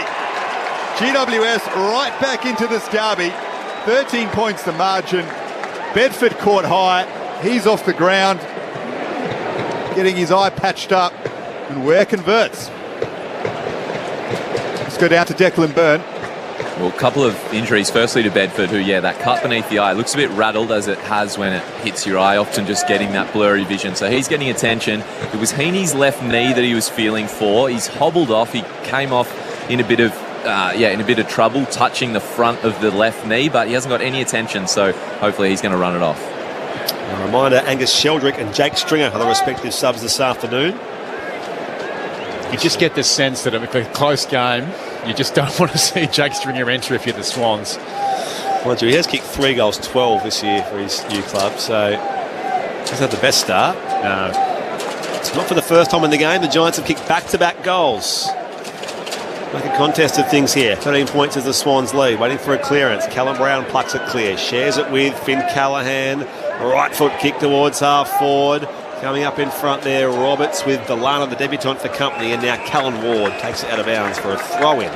Just sort of halfway for the Giants. They're getting on top of the stoppages here, the Giants. That's what's allowed them to get the ball forward and play that more stoppage contest, edge the ball forward game, which is giving them territory and shots on goal. Finn Callahan, the player that's lifted, 12 disposals, 4 inside 50s, 4 tackles. All right, sunshine here in Sydney for Derby 30. Grundy, uncontested out of the ruck, and just slaps it onto his boot. And gets some heavy front-on contact from McLean. Loose ball gathered here by the Swans. It comes back from Hayward to Jordan. Inboard now back to Chad Warner. 65 from goal. Off a couple of steps. High towards the hot spot there where Taylor has some support there. Himmelberg, in fact, where it is, who's taken high by Campbell. Going to be a free kick for the Giants. The Swans lead by 13 points. 17 gone second term. Sunday afternoon footy on ABC Sport. Ware wore one from Campbell shortly after kicking the last goal, when Toby Bedford came off worse for Ware. As Iden goes out to the wing, socket forward by Rampy, doing a good job on Toby Green, only as far as McMullen into the corridor. They find Callum Brown. Giants with the best of the second term by a long way. They've pegged it back to 13 points. Here's Callahan, who's been brilliant in this term. Back to Ware, moves it just forward of the wing to Ward. Well done by Florent to get on the mark and just stop him in his tracks. Cadman was presenting an option. Ward ignored that. Goes short to Fonte. That's barely 15. As the Swans fans were making their point on. Now Fonte goes long into attack. Hogan tripped as he tried to launch at it. Melican leads Cadman to the boundary line and takes it over. Boundary throw in next to the behind post for GWS. Well, 4-4-28, Sydney 6-5-41. We've gone 18 minutes in the second term. Here's Brett Sprigg on ABC Sport. So I'll throw it back in. So bright sunshine, packed grandstands. Grundy in the ruck with Brown. Grundy again makes light work of him. Goes beyond defensive 50. Francis nowhere near it. Lockie Ash there for the Giants. Shares it with his skipper, Toby Green. And now Tom Green can mark 75 from goal. And the Giants make it 3 in a row. Close that gap even further. Green sends it high and long inside 50. Pat goes after it there. Florence hand pass picked off by Delana, and now he's dumped by Florent. The footy comes loose, holding the ball. Swans will have it. That's left fullback. They lead by 13 points. 19 gone, second term, ABC Sport. Tough initiation for the debutant Delana so far, just the one disposal. It's Florent.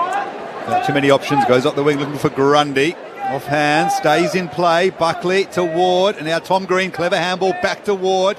Couldn't quite gather it. Warner's there, left it behind. O'Halloran, clean hands, and then kept his footing. Got the kick inside 50. Hogan marks. Diving in front. Excellent work, Xavier O'Halloran. It was scrappy at half forward, but he was cleanest of them all.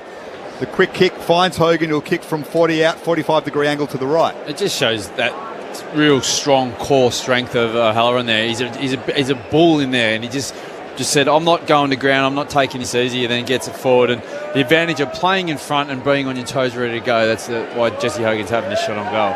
So Tom McCartan's had the better of this battle so far with the Coleman medalist. Hogan looking for his first.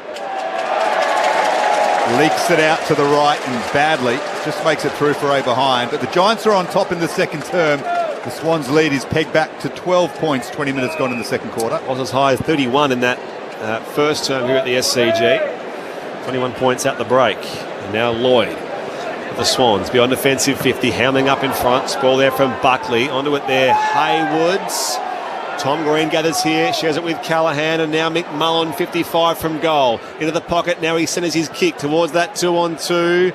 Reaching for it down there, Cadman, Melican there as well. Wicks dispossessed. Onto it now, Lloyd. Heaney traps it now, runs into Cal Ward, brought down. And the umpire says, holding the ball. Ooh, did he have prior? Maybe for a fleeting half a second, if that. So, it will be... And 50. Cal Ward now 50. It's really on here. Lots of push and shove. Toby Green's hit the deck. In comes O'Halloran on Bice. There are jumpers being ripped. He's got both Thomas and Briggs with him. Still going on here with O'Halloran and Wicks deep in that right forward pocket. There is plenty of feeling in this Sydney derby, and that will bring Callan Ward to point blank range, and he kicks the goal. So margin back to just 6 points. 6-5-41 the Swans. The Giants are 5-5-35. 22 gone second term. Declan Byrne on the boundary. And meanwhile, Darcy Jones might be in some trouble. He's getting his ankle restrapped. He's tried to test it. So right ankle for him. He did the ACL in his first season in 2023, but not looking great. Stringer's done a few warm-ups. I'll keep you across it. He's had trouble with that ankle all season. He actually injured it before the first game. He said Darcy Jones, and he struggled with it. What's it like out there, boys? Cal Sinclair, Ryan O'Keefe, when a derby is amped up to this magnitude and there are spot fires everywhere. Well, the physicality of the game is interesting. It's just it's carrying on into the centre bounce now. Plenty of lip between both teams. That, you know, it goes back to what we were saying pre-game. The rivalry's real. And it's working for the Giants at the moment. The Swans rocked in the second term. 31 points up at one stage. It's now back to just 6. Warner and Heaney have been quiet. Now Heaney's mowed down by McMullen. Quiet in the second term, I should say, after dominating the first. The Giants have got back into it off the back of that. Now Green to Bedford, Callaghan and Whitfield. Back edge of the square. Looks for Himmelberg, eventually gathers it. This is so much better from GWS. Whitfield back to Callaghan, puts that in front of McMullen. And now Wicks takes it over the boundary line. Tahini and Warner, who had the game on their own terms in the first quarter, all of a sudden starting to be pressured. See McLean and Briggs as well give a shove. There's little spot fires everywhere in back play here at the SCG. Well, what's happened too now is that Bedford's gone to Warner and looks like McMullen's gone to Heaney, so they're shutting them down. Toss back in on the other side. Briggs hand pass out there. Where is taken out heavily by McLean. A little too high, says the umpire. So a Giants free kick from the eastern wing of the SCG. Cadman marks 60 from goal. A little beyond his distance, so he moves it on here into the pocket. He's got Hogan down there, but Bice and McCartan helped see it out of bounds for a throw-in. Not giving Hogan a good look at that. So they also seem a bit more fired up. Giants. They also seem a bit more fired up, the Giants, from an attitude kind of point of view. They're driving their legs, they're hunting them. The tackle pressure and the tackle count surely has gone up this quarter. 24 minutes gone in the second term. Boundary thrown in attack for the Giants. Bedford wraps up Florence straight away. They're on now, GWS. After that slow start. Another ball up. In attack for them. Briggs just palms it down to Callaghan. On the snap, Finn Callaghan across the face. It'll bounce once and over the boundary line. On the other side of the forward 50 in the pocket. Callaghan has had a superb second term. So 17 disposals for the game for Finn Callaghan, and in the second term he's had 12 of them. Swans got to put some work into him now. They can't just let Warner and Heaney think they're going to do everything. The Giants midfielders are now starting to get on top. Giants have kicked 3 in a row and 5 of the past 6 in Sydney Derby 30. Briggs palms it down here. Toby Green tried to snap. Went straight to Matt Roberts. He can clear for the Swans. Centre square here. On with Lockie Ash. Shows good pace. They go back inside, forward 50 through McMullen, needing a leap up there from Himmelberg, who's gone forward. And now Toby Green was brought down. Umpire says holding the ball. Thought maybe it could have been high. The umpire was in best position. And it will be Dane Rampy rewarded. Swans by 6 points, 25 going second term. Sunday afternoon footy on ABC Sport. You're back with Dan Garb. It's the traditional matchup for the Swans on Toby Green. Dane Rampy always gets tasked with that, and he's done pretty well so far. Briggs did well to get in front of that contest on the wing, but the Swans win it through Florent. Just pumps it forward because they haven't been forward for a while. Into space. That'll do, he says. And it might fall the way of Jordan. And he's wrapped up by Taylor, but they just needed to get the ball forward, the Swans. They're under so much pressure. They just got to get their hands on the ball. They just haven't been winning it around the contest or anything like that. Obviously, the Giants are putting to work to the prime ball movers. Ball up just outside 50 for Sydney. Up it goes. McLean wins it down. Ward tried to trap it, wrapped up there by McInerney, and now it goes toward the boundary line. Or we'll throw it back in front of the members' stand. One of the old heritage-listed grandstands here at the SCG. 26 gone, second term. Swans by 6 points. They're attacking towards the patent end of this second quarter. Toss back in. Both rucks missed it. McMullen reaching for it. Umpire saw a free kick there for a block, and it will go the way of the Swans. And Hayden McLean.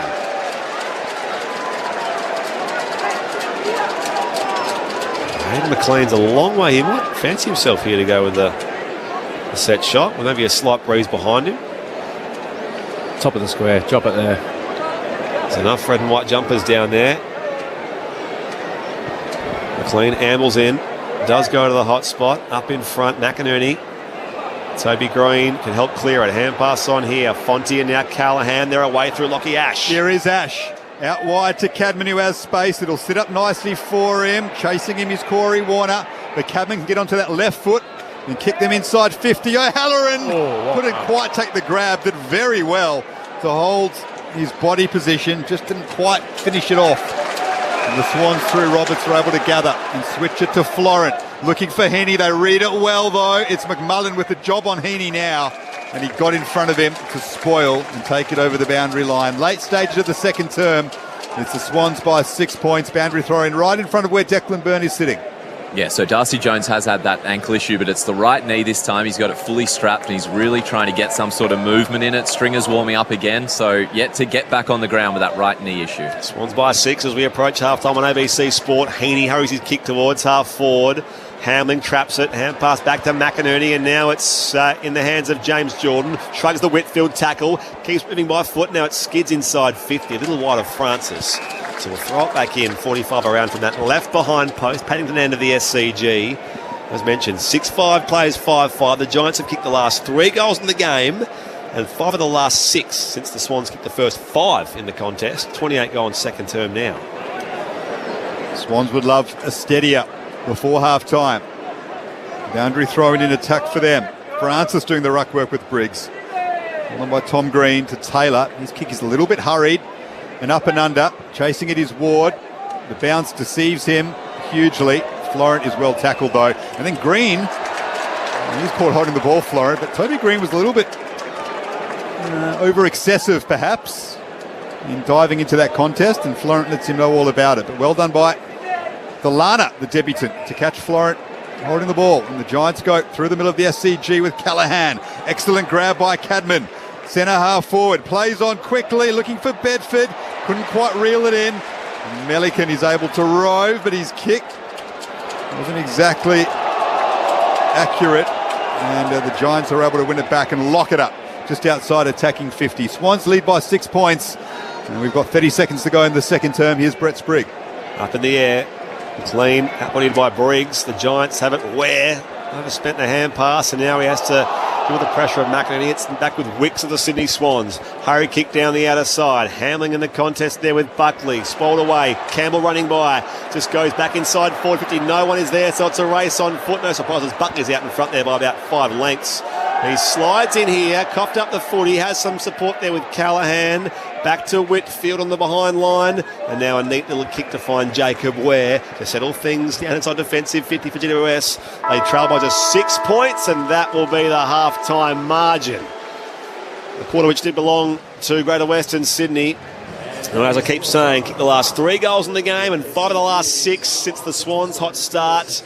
It's Sydney 6-5-41. The Giants are 5-5-35. We just came up short there on the half-hour mark in quarter number 2. This is Sunday afternoon footy on ABC Sport. The goal kickers so far. Cadman kicked his second in that second quarter. Darcy Jones and Jacob Ware also on board, and I've missed one there. This always happens for the Giants. That was also Ward. You got Ward.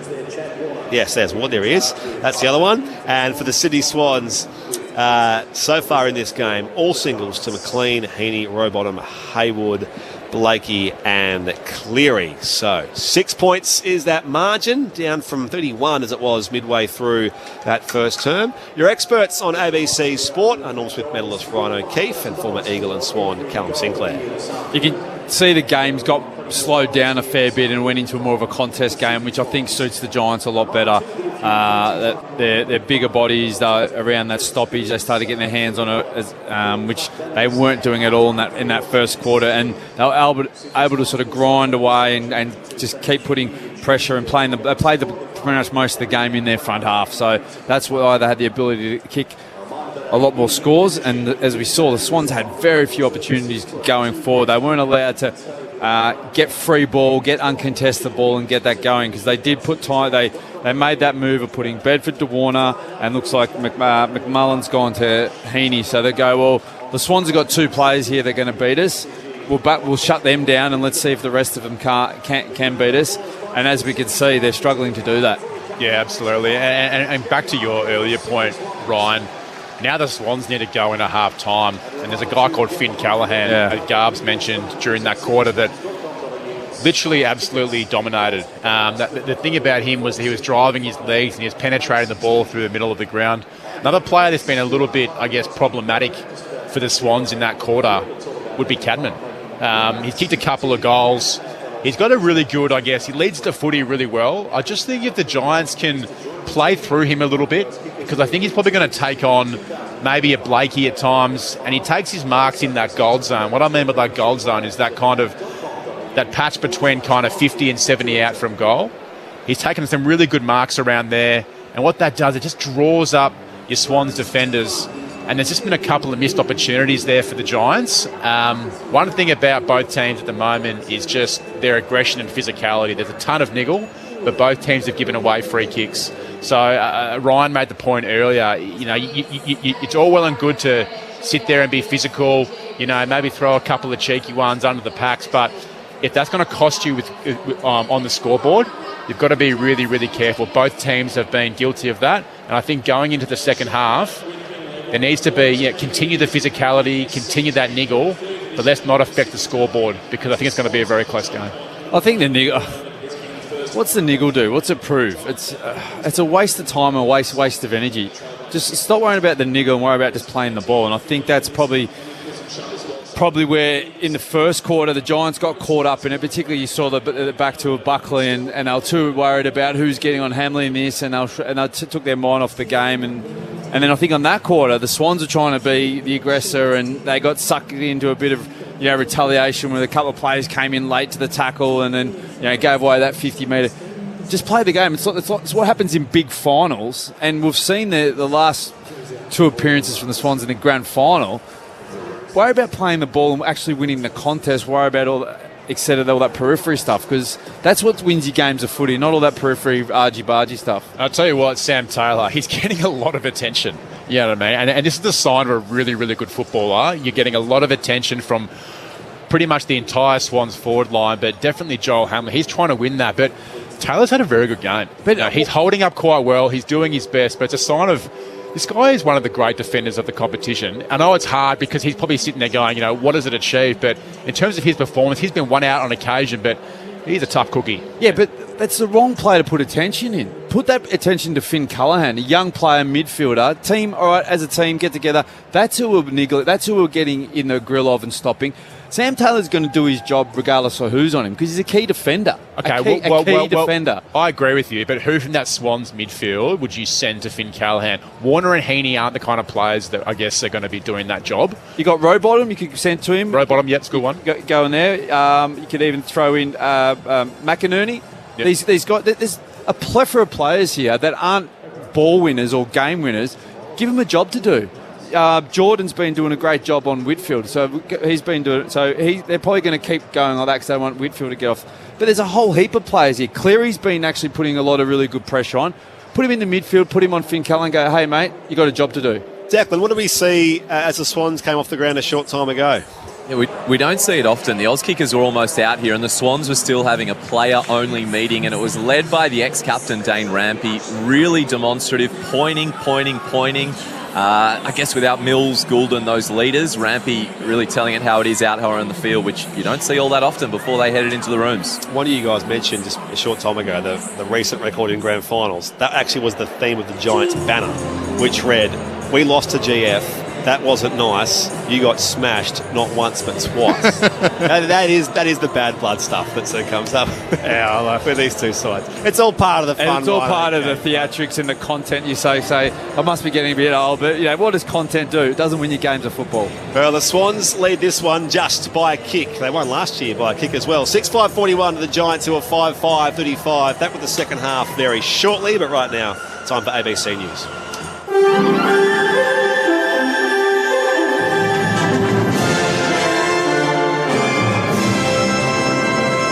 ABC News with Satyam Weinstein. Treasurer Jim Chalmers says the immediate focus for Labor is on global economic uncertainty and what it means for the Australian economy.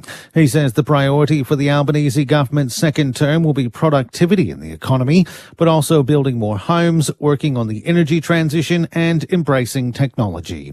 The Federal Treasurer says he's looking forward to implementing Labor's policies. Yeah, there's a huge agenda there for us, and what our agenda boils down to is obviously weathering and withstanding this global economic uncertainty in the near term, but also making sure that we make the Australian people the primary beneficiaries of all of this churn and change that we're seeing in the world. And so we've got a big agenda there, and I'm really looking forward to rolling it out. Two-term federal Liberal MP Gavin Pearce says the party's result in Tasmania is absolutely devastating. Mr Pearce was first elected in the seat of Braddon in 2019, extending the Liberal margin to a safe 8% at the 2022 election. But he retired ahead of yesterday's election, and the party suffered a 15% swing in the electorate, one of the largest in the country. Mr Pearce says it's a troubling and terrible time.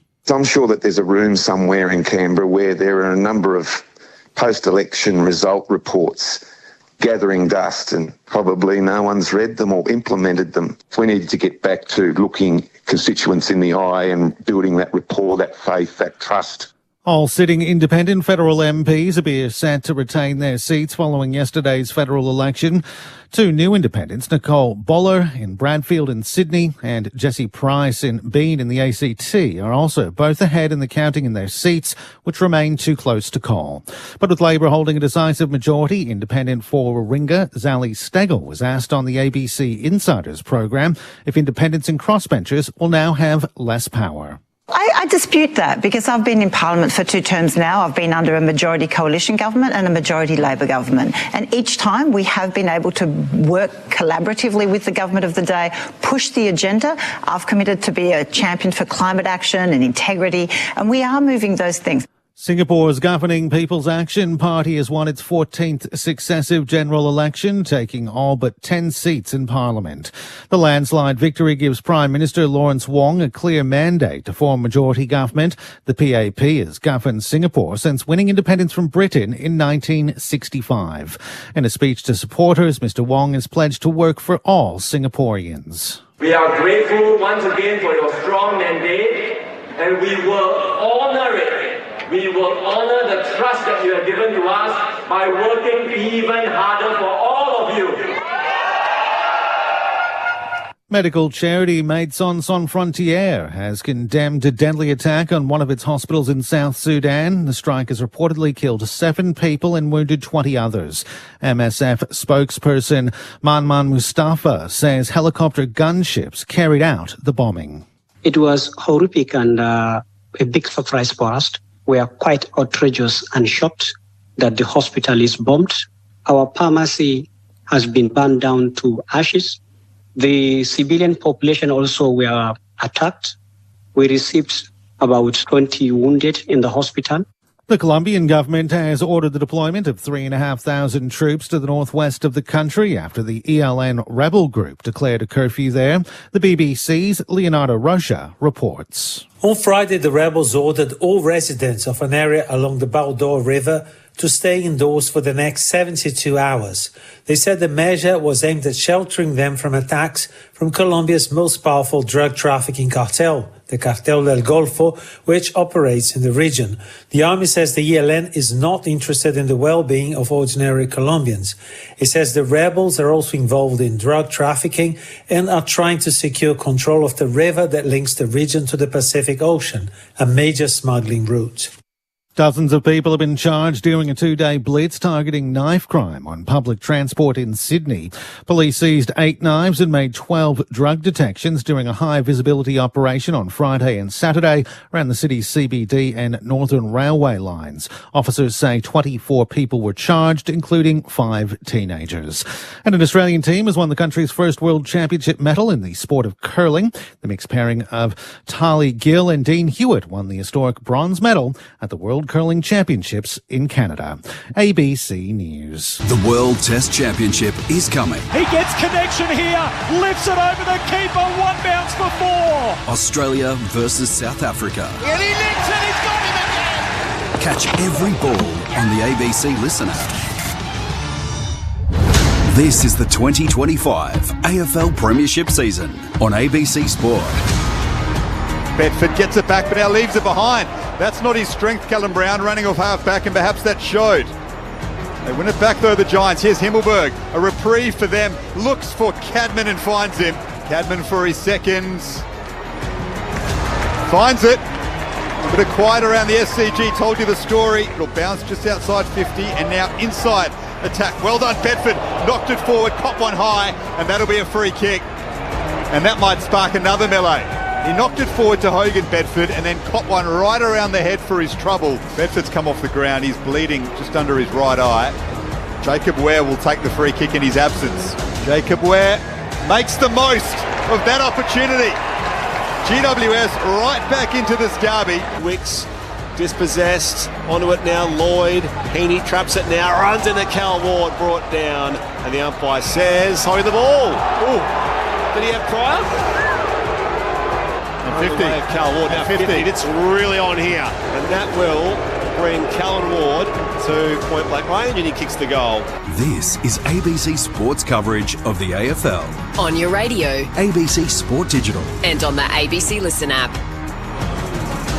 An enthralling contest with plenty of feeling on the park, plenty of theatre around the Sydney Cricket Ground as well. Sydney Derby 30.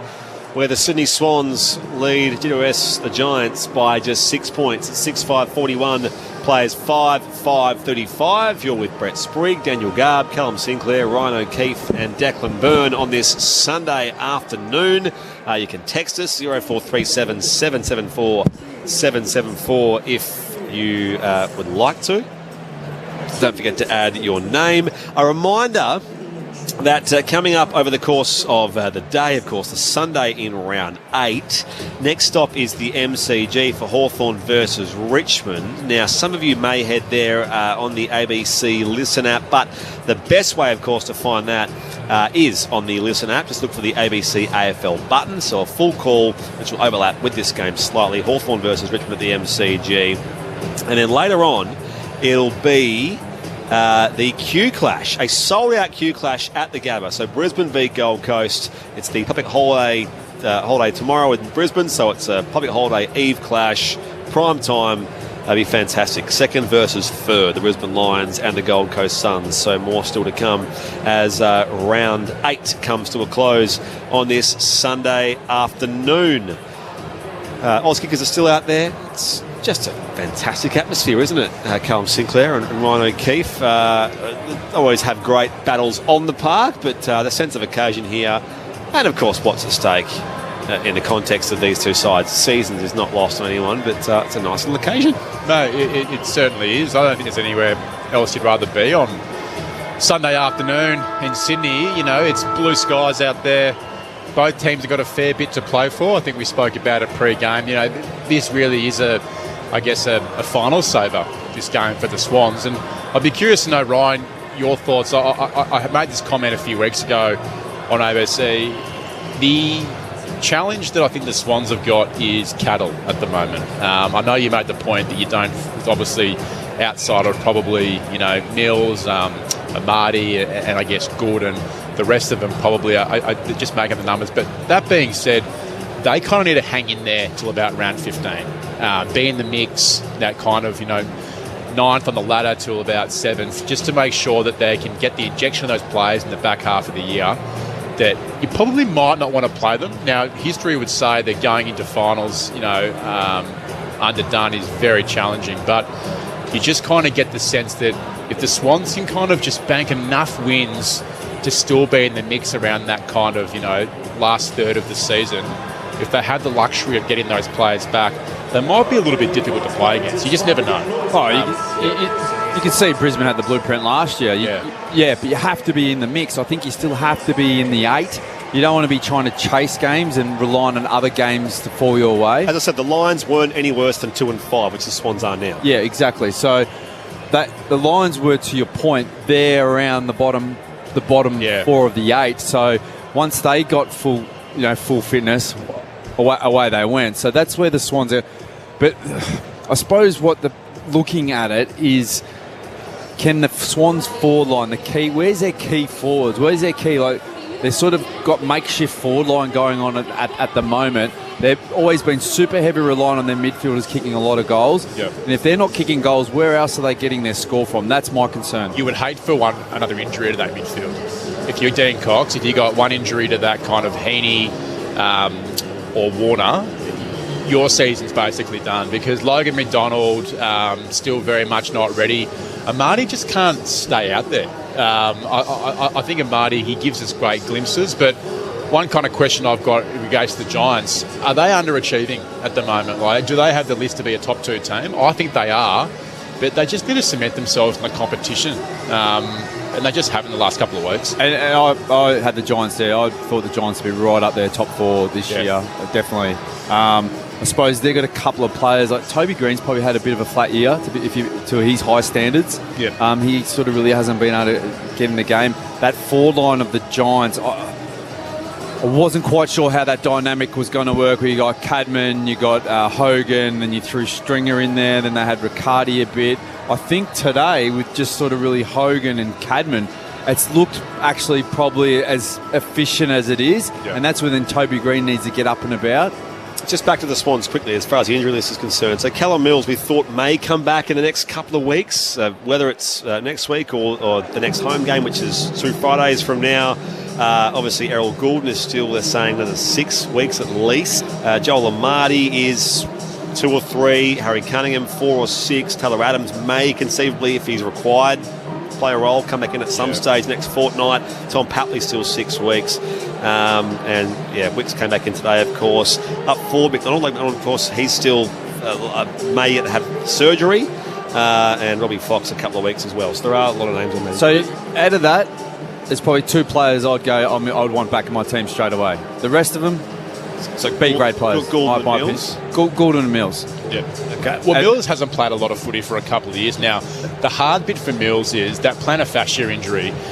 It's very hard to come back from and be at kind of top fitness, because I'm not sure if you've had that injury before, Ryan, but you can only train kind of so much. It's very, very hard to get a big bulk of fitness work and football conditioning in when you've got real exposure to the bottom of your foot there. You know, I'm no doctor by any stretch of the imagination, but I can talk from experience. Very, very tough injury to come back from, particularly if you haven't played a lot of footy. But where do you play him, is my curiosity, Millsy. Just looking at the Giants. Yeah, just looking at the Giants. It looks like they made their sub. Let's go down to Declan Byrne. Yeah, confirming that. Big news down here, guys. So the sub has been made. Jake Stringer is into the game wearing the sub vest. We thought it might have been Darcy Jones, but it is Toby Bedford. Doesn't look to be struggling on his feet. That cut above his eye isn't still bleeding, so unknown exactly yet. He's getting the handshakes from the teammates, but Bedford out, Stringer in, and he's on the ground straight to the forward line. Melican manning up on him. Might have failed the HIA. I'm told he was seething as he came back to the bench, Toby Bedford. If this was a boxing bout, you'd score the first round for the Swans and the second round for the Giants. Into round 3 we go. Quarter number 3 here at the SCG on ABC Sport. You're with Daniel Garb. And the stakes are enormous. Swans trying to avoid going 2-6. The Giants, also with eyes on premiership contention, trying to avoid a third defeat in a row. And Callaghan, who was superb in the second term, wins the first clearance of the second half. That's a good mark by Melican, though. The man who has taken Bedford out of the game with that late hit. Maybe looked at now that Bedford is off with, we imagine, a failed concussion test. Makes a strong defensive mark and now switches it to Campbell at right half back. Inboard to Florent. Florent assesses his options, looks at the corridor. Now we'll go out wide to Rampy. An absorbing second half from the SCG coming up. Slightly overcast now if the sun was shining for the first 2 quarters. Rampy's kick, strong contest by Hamling. Not sure he took the mark. No, he hasn't. Swans fans appealing for it, but the ball hit the turf. So we'll have a ball up just outside 50 for Sydney. Back down to Declan Byrne. Confirming no concussion. It is the eye injury, so not good for Melican. Bedford is out with that eye injury. Maybe he was so angry coming off because of that stray arm. Nonetheless, it's a very big loss for the Giants to navigate this second half. Jake Stringer into the game. Swans by 6 points. No score as yet in this second half. Back in it comes. Grundy on his knees. Briggs comes through. Just hacks it clear. Missed one of the targets there in Cadman. Melican gives a nudge there on Toby Green. Gathered by Rampy. Swings it all the way across here to the centre circles where it's marked by Jake Lloyd. Will the Swans use the corridor or go wide? He does go to the outer wing, Lloyd, to find Campbell. It's the sub in both of those heavy grand final defeats. And now Hayward takes the mark, 65 from goal here for the Swans. I've really enjoyed his game today. He's actually brought a lot of energy. He's probably one player that stepped up that's needed to. Kicked a goal in the first term. Goes on the entry here. Hamling waits for it here. One down there. Cleary lurking. Lays the tackle down there on Iden. Hand pass to the outside as Ware can't keep it alive. So he'll throw it back in. Randwick end. The stoppage inside 50 for the Sydney Swans, who lead by 6 points. They're 6-5-41. The Giants are 5-5-35. 2.5 played third term. Sunday afternoon for ABC Sport. No Josh Kelly, no Cornelio, no Brent Daniels for the Giants. We know about the Swans injuries, but Bedford is another big loss to their on-ball brigade. Heading into the second half. Rowbottom emerges from an inside 50. The snap is across the face. Bounced out of that pack as if no one was near him, James Rowbottom. Couldn't quite convert. And the Swans lead by 7 points. First score of this third term. They are 6-6-42. Giants 5-5-35. Here is Brett Sprigg. Sunday afternoon footy on ABC Sport. I'm curious about the actual injury, though. If there's not actual concussion, but it's to do with that eye injury, is it just that he's got sort of blurred vision or some sort of issue with that cut? As Tom Green goes wide to Harry Himmelberg. Talking about Bedford, who was subbed out at half-time. And now back to Lockie Whitfield on the outer side. I'd say it'd be blurred vision. He probably can't see out of it. So it makes things a bit difficult when you're playing a ball sport. 3.5 gone. Third term. Whitfield goes centrally here. McMullen has 2 to beat. Does okay here. Follows up at ground level. Works it back to Iden. Some pressure does come though from Cleary. And now Chad Warner on McMullen. Hand pass further outside here as Heaney and Ash see it out of bounds for a throw-in at left half forward for the Swans. Right half back for the Giants. Swans lead by 7. 4 gone third term. It's a bit of a stalemate this start of this quarter, isn't it? Both teams are just really sort of boxers dancing around the ring. They're just dancing around each other. No one's really going to take the first swing. Briggs swings Grundy off that rug contest and then puts a strong tackle on Warner. So another ball up just outside 50. Yep, slow going in the third after an exhilarating first half here at the SCG of Sydney Derby 30. 7 points the margin in favour of the Swans. They led by 31 before the Giants pegged it back. As Warner spikes it to half forward, picked up by Hayward, did well to get the hands free. Strong tackle by Callaghan on Heaney.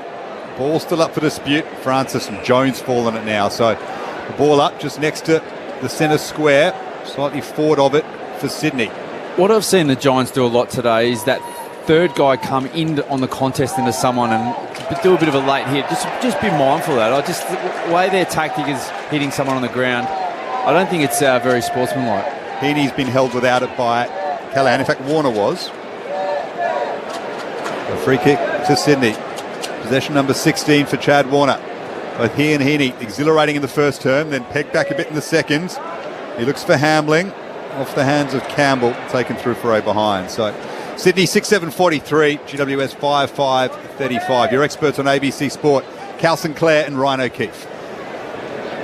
Certainly you are right. No one's completely firing a shot here, particularly in this third term. Whitfield goes beyond defensive 50 and finds Lockie Ash. Control the grab. Cleary and Florent provide some pressure. Ash does well though, withstands it. Hand pass off to Ward. Still alive here for Buckley. Wrapped up by Cleary. Footy comes loose. Onto it, Chad Warner. 60 from goal. Pops it inside 50 and finds Francis. So again, the Swans kill the Giants with the turnover. And Francis has it 40 out from goal. On an angle better than 45 degrees. It's just a beauty, Chad Warner, isn't he? Just to compose himself and just to find something short. Saw that there was Giants numbers out the back, but didn't blaze away. But it's a big kick for Francis and his confidence.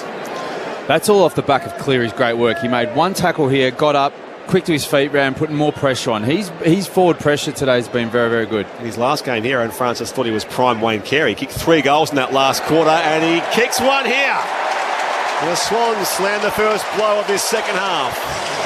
7-7-49, the Giants 5-5-35, 7 gone third quarter. Sunday afternoon footy on ABC Sport with Ryan O'Keefe and Cal Sinclair. The Monday review, Coxie be looking at that and going to Cleary, well done, the pressure, those little 1% acts. That's why we got that shot on goal. That's why we kicked that goal. So they've got to make sure they bring pressure. And players like Cleary and Campbell and Hayward, that's what they've got to do. They've got to get busy in that forward line. And if they're not going to be taking marks, they've got to be crumbing hard or pressuring hard.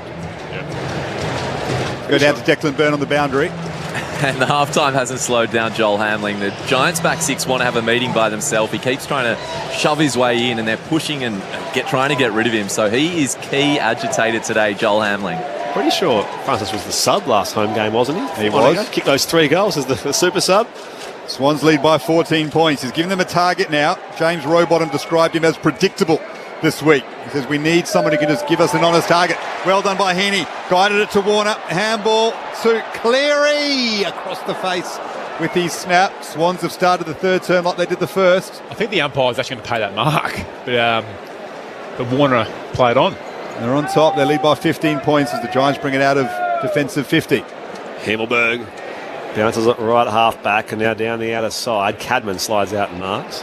How far was that kick, do you reckon, to Warner? Would that have been, about 9 metres or something? Just coming inside here for Briggs on the outer wing. New South Wales umpires, mate. 15 points as the Swans lead. Iden off here to Callaghan. Room to bounce. Alongside that centre wicket, now goes down the line inside forward 50. Stringer reaching for it. Blakey in the contest, and it's over for a throw-in. There's Stringer's first involvement in the game so far. Stoppage inside 50 for the Giants. Declan Byrne on the boundary.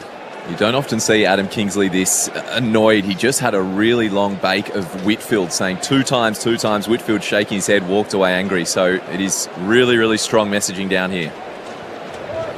Boundary throw in inside 50 for the Giants. Green at the source. His handball picked off by Heaney. He's well tackled. It is hot in the clinches as O'Halloran and Grundy fall on the football. And a bit of afters from Grundy on O'Halloran. He's one, Grundy, I reckon, that needs to lift in this second half for the Swans. He's doing the ruck work now with Briggs. Briggs taps it down. Heaney's there, though. Clears the area. Well done, Buckley. Got in front of Hamling and now plays on. Runs off him. Kicks deep into attack. Cadman's there. Rampy did well to... Sorry, it was Bice. Just zone off and get in front. Picked up by Green. Now Callum Brown. 40 out. Snaps around the Irishman. It's going to land in the square and off hands. It's punched through. For a rush behind and the first Giants score of this third term. We've gone 9 minutes. They are 5-6-36, Sydney 7-8-50. Not forgetting Jack Buckley's ties to the Sydney Swans. He was an academy lad there, wasn't he? And things didn't sort of go so well there. Roberts kicks beyond defensive 50. Members side of the SCG. McLean up in front. It's come down here to O'Halloran for the Giants. And now Fonte. Clearing in the back of him, and now Chad Warner onto the loose footy. Shares it with Heaney. Back here again, off half-back. Wixon now row bottom. Spins into trouble and kicks down the line towards McLean. Took on Callahan, left the footy to bounce out the back. Campbell comes through. McLean there, though, first to the Swans. Corey Warner receives the hand pass. Sends it across the face of goal. It's marked by Hamling. Turn around, you can play on. In the left forward pocket, Joel Hamling has a tough angle here, but barely any distance to kick his first goal in AFL football. Here he is in his 97th game. He misses. He's hit the post. That's his second poster of the afternoon. He rushed it. He rushed that. One step as well, yeah. If he actually turned around, he could have waltzed into an open goal square. So, Swans by 15 points, 7-9 plays, 5-6, 11 go on third term, Sunday afternoon on ABC Sport. The magnitude of the occasion, too much for Joel Hamling perhaps. Too much for me. Never mind his first AFL goal. It would have been huge for the Swans to break back out to a 20-point lead. It's just 15. Here's Fonte out of defensive 50 for the Giants, puts it out in front of Callum Brown, did well to trap it, battling away with Roberts. Jordan intervenes. Found Roberts on the handball. Now to Florent. They're on the wing. O'Halloran with a strong tackle on him. Rowbottom emerges with it with strength. And now kicks the Swans into attack. Taylor's there. He fell over. Iden gathers it. Campbell swooped on it. And now McInerney misses the open goal. Could have run all the way through. Could have run straight to the goal square. And the Swans box is going mental. Two sitters spurned by the Swans. Hamling and now McInerney, who had way more time. You're right, Cal Sinclair. Just rushed it and missed. Margin 16 points. The Giants through Tom Green, goes beyond defensive 50 and finds his namesake and captain Toby. Chorus of boos here from the SCG faithful. The Giants skipper. Short kick to Himmelberg. Back to Connor Iden. Had his 100th game in Canberra last week. The Giants defender. Also debuted in the Derby a long time ago. One of these players did. Wide back to Tom Green. They just refused to go along down the line. Seen 1 goal 5 to 1 behind. That's the Swans versus the Giants in this third term so far. It's the chain of kicks here as it ends up with Thomas on the outer side. The diminutive Harvey Thomas. It's a big kick beyond his size, down towards Cal Brown, and there was a free kick there going the Giants' way. He was in the contest with Roberts. The Irishman does win the free kick. He's 55 from goal, and he does have the leg in him. The question is just the accuracy from in front of the scoreboard. This would be a real kick in the pants for the Swans after 2 easy misses, and he goes back and slots this outside 50. And this is where good teams, in terms of the Swans, need to make the most of these opportunities. In these big games, goals are critical. Scoreboard pressure is still the number one stat. Callum Brown from Buddy Franklin's pocket.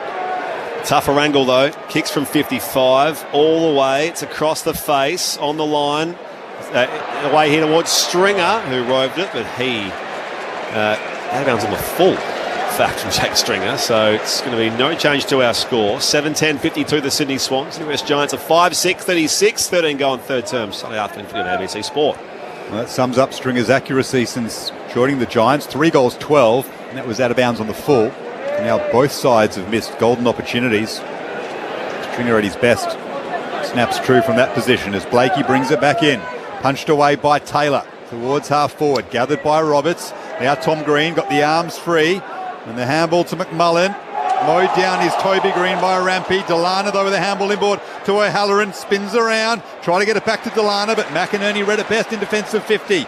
And now the Swans can go. Here's Corey Warner. Long left foot kick. It's a 2-on-1 in favour of the Giants. And McLean needs to make a contest. He's happy to see it over the boundary line at right half forward. Well done the Swans to win that at half back under pressure. 16 points they lead by. 14 minutes gone in this third term. That's a perfect outcome there for the Swans. Just take it out of bounds, take a stoppage on your forward flank. In case you missed it at half time, Bedford subbed out for the Giants. That eye injury, so Jake Stringer, the sub, activated in that half-time break. Stoppage. Tom Green bursts away, kicks down the line, looking for Stringer in the contest with Blakey. Loose footy on the wing. Roberts head over it courageously. Wrapped up down there. We'll ball it up again. Delana was in there on debut, trying to tackle him. You don't see many umpires wear a hat, do you? Matt Nichols has done regularly, I reckon, of late. Grundy and Brown in the contest. It's going to be a free kick going the way of Callum Brown with a hand over the shoulder. Can only assume he's follically challenged Matt Nichols, which is why he protects the bonds with the lid. Noted. Not sure he quite needs it at the moment. The clouds have come in. Not that I want to be flippant about UV danger, of course. Cal Brown kicks the Giants inside 50. Marked by Hogan. Great mark. Grundy flew. Didn't get a hand on it. He'd be disappointed with that. And it was marked by Hogan. And he will kick from 30 out. A slight angle to the left. Jesse Hoagland for his first goal of the game, and it would be an important one for GWS. He's probably had the measure of him, Tom McCartan, today. He's had a terrific game down back.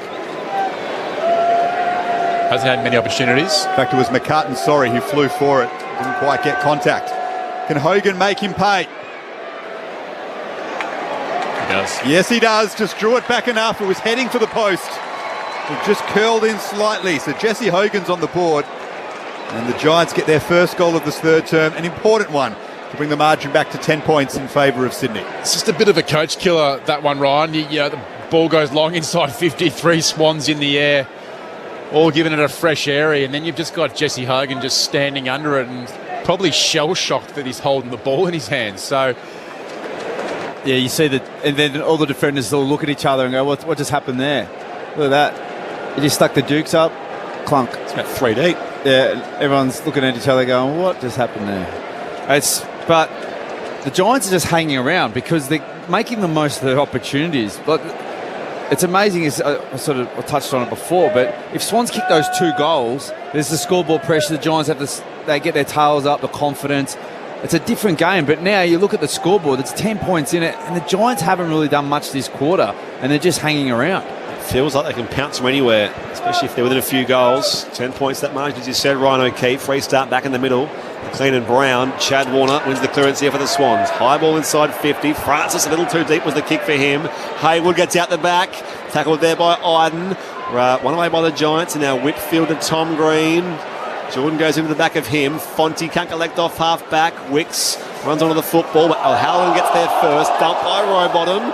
Footy does come loose now, so the umpires put the whistle away for now. It comes to Fonte, has room to bounce, close to half forward, kicks towards full forward. Cameron's reaching out the back, and he's got Blakey for company. Blakey wins that battle. Underground hand pass there for Roberts. The Swans can clear. It was in between a shot and a pass there, Fonte. Didn't quite nail either.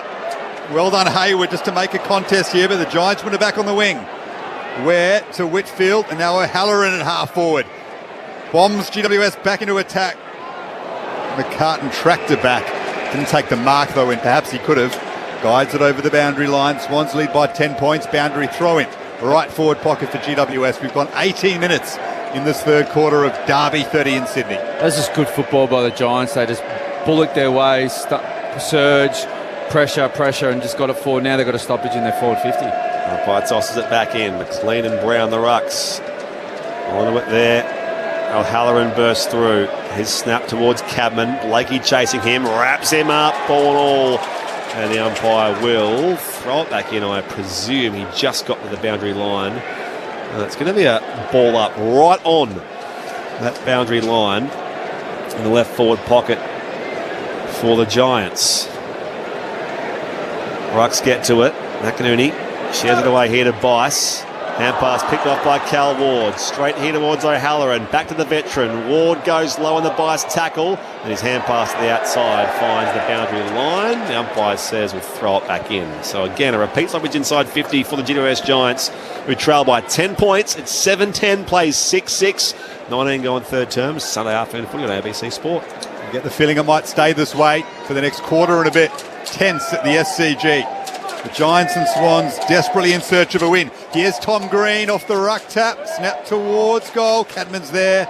Off hands. Another boundary throw in the left forward pocket for the Giants. The stat sheet mightn't show this, but Xavier O'Halloran kind of fascinates me a little bit. Like, really just hard over it.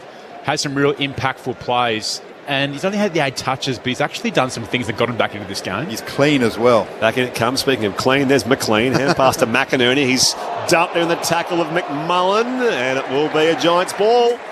So McMullen's tackle rewarded. 35 from goal, 45-degree angle. To your point, yeah, I like O'Halloran. Tough. Just Bull does those real gritty stuff, from Western Jets. That's why. Tough Western suburbs, Melbourne, Pitt, St Bernards. He fascinates me, though, and I'll tell you what, I reckon if another club went after him, he could be that like Ben Keays. Do you know what I mean? Goes on the club, gets a bit more midfield time. He's always getting subbed on or off the Giants. I just feel like he goes to a different team. It might be a breath of fresh air for him and propel his footy. McMullen from Port Fairy, for what it's worth, lines up this kick and he misses to the left-hand side. So the Giants are peppering away. 9 points is the Swans. We've just hit time on now in this third quarter, Sunday afternoon for ABC Sport. The key is for trading O'Halloran out at the end of the year. That's what we've come up with. Might need a fresh start if he continues to get starved of regular opportunities. Former early second-round draft pick. Here's Riley Bice, running all the way out of his own defensive goal square, outside defensive 50. Going again. And he's still going. Mature age recruit from Werribee. It's been one of the stories of this AFL season. What a moment that was. Got past 3 of them and found Florin on the wing. The kick to half forward now, the Swans. Off the shins of Whitfield, gathered by Ash. Now Callaghan. The game has spread a little bit now. So Callaghan on that raking left foot kicks to a 2-on-1 against. Thomas was under pressure. Wicks palmed it down to Lloyd. Rowbottom's kick is scrappy and will bounce out and over the boundary line. Right forward pocket for Sydney. They lead by 9 points. We've gone 21 minutes in this third term. Get the feeling we're set for a thriller. See, that ball movement, it's too slow. So that plays into the Giants' zone defence. When you just go slow and you kick it long, that's what zone defences are designed for. Also, Ryan O'Keefe on ABC Sport. Back in it comes. Brown reaching for it for the Giants. Dispossessed. Picked up by McInerney's. Pulled off the kick. Again by Jacob Ware this time. It will be the Giants' ball. So the past 5 derbies, the average margin has been 14 points. Just some idea. It's always around that 2 or 3 goal mark at most. There's just 6 points the difference in the qualifying final at this ground last year. Connor Ryden has it now. All the way across to Joe Fonte. First game this year, 6th career game overall. Down the line there in the contest, Hogan up in front there. Plays the follow-up tackle there on McCartan. It comes back to McInerney and his kick. A neat one to find the chest of Rowbottom. Had a good game, McInerney. Added a lot to the Swans midfield. Rowbottom to centre half forward. Big lick, Cullen Ward. Didn't take the marks, and McLean is able to gather it, then turns it over. Here the Giants go off half-back. Ward to Tom Green. Dances around a couple of would-be tacklers with composure, but then turns it over. The left foot kick was misguided, and Wicks has marked it on the wing. They go inboard, the Swans to Hayward. Just keep an eye on Isaac Heaney. I think he might have hurt his hamstring. This is a big worry for the Swans, if that's the case. Oh, yeah, he's just touched. He's been stretching it for a while now and just bit ginger. I just keep an eye on that. Yeah, he's deep inside attacking 50. Now he makes a dummy lead, but not at full pelt. And if he has hurt his hamstring, he's just put under a lot of pressure. The Giants have won it back. Tom Green to Thomas, left half back. Inboard to Hogan. It's set up for him, but it went through his hands. He put in a good second effort, though, with the tackle on Tom McCartan. And it's locked up on the wing. Heaney staying on the ground, but deep inside attacking 50. Ball in the air, Logo commentary side. Both rucks missed it. Tom Green swoops through for the Giants. O'Halloran can't trap it. Rampy out after it now. Shares it with Wicks. And the Swans can explode away off half back. High kick down the corridor. McLean, second bite, can't get there. Tries again here. Shares it with Corey Warner, who snaps from 20 out. And he's got the finish. The Swans at last, with their second goal of this third quarter, to extend their lead to 15 points. They're 8-10-58. Greater Western Sydney 6-7-43, 24 goal in third term. Sunday afternoon footy on ABC Sport. Your experts Ryan O'Keefe and Cal Sinclair. And that's the job Corey Warner's got to do. He's got to put pressure. He's got elite speed, put pressure on, get back in, crumb kick goals. And that's what they've got to rely on, these small forwards of Campbell, Warner, Cleary. Be really, really busy with forward pressure and then take those opportunist goals. Just looking at the Giants, just that fumble in the middle of the ground from Jesse Hogan. I know that ball came in with a fair bit of pepper. But at this level and that part of the ground, it just costs you the other way. But looking at some statistics here, 26 disposals, 3 inside 50s, no, 6 inside 50s, 6 tackles, Finn Callaghan. He's having a super game. So Heaney's battling something. He's at full forward at the moment to try and get through it. Here is Callaghan. Did well on hands and knees to get the handball to Briggs, who just thumps it back into attack. The Giants need the next one. Bounces off the chest of Hogan. Thomas is there, didn't attack it hard enough. Wicks did. And won it in defence for Sydney. He's been tidy, Wicks. That's a really good kick to find McInerney at centre half back. He's found his role there in defence, Sam Wicks, this season. Had a good game. Yeah, definitely. I think that suits him really well. And now Roberts has it at left half back for the Swans, who are happy to go slow with a 15-point margin late in the third term. The South Australian Roberts. Foot kick down the line. Hamlin leads up. That's crumbed by Tom Green. Off to Whitfield, bursting away off half back. And now Thomas draws the man. McMullen slips over to the centre wicket, loses the football. Callaghan bursts, although the Giants are still alive.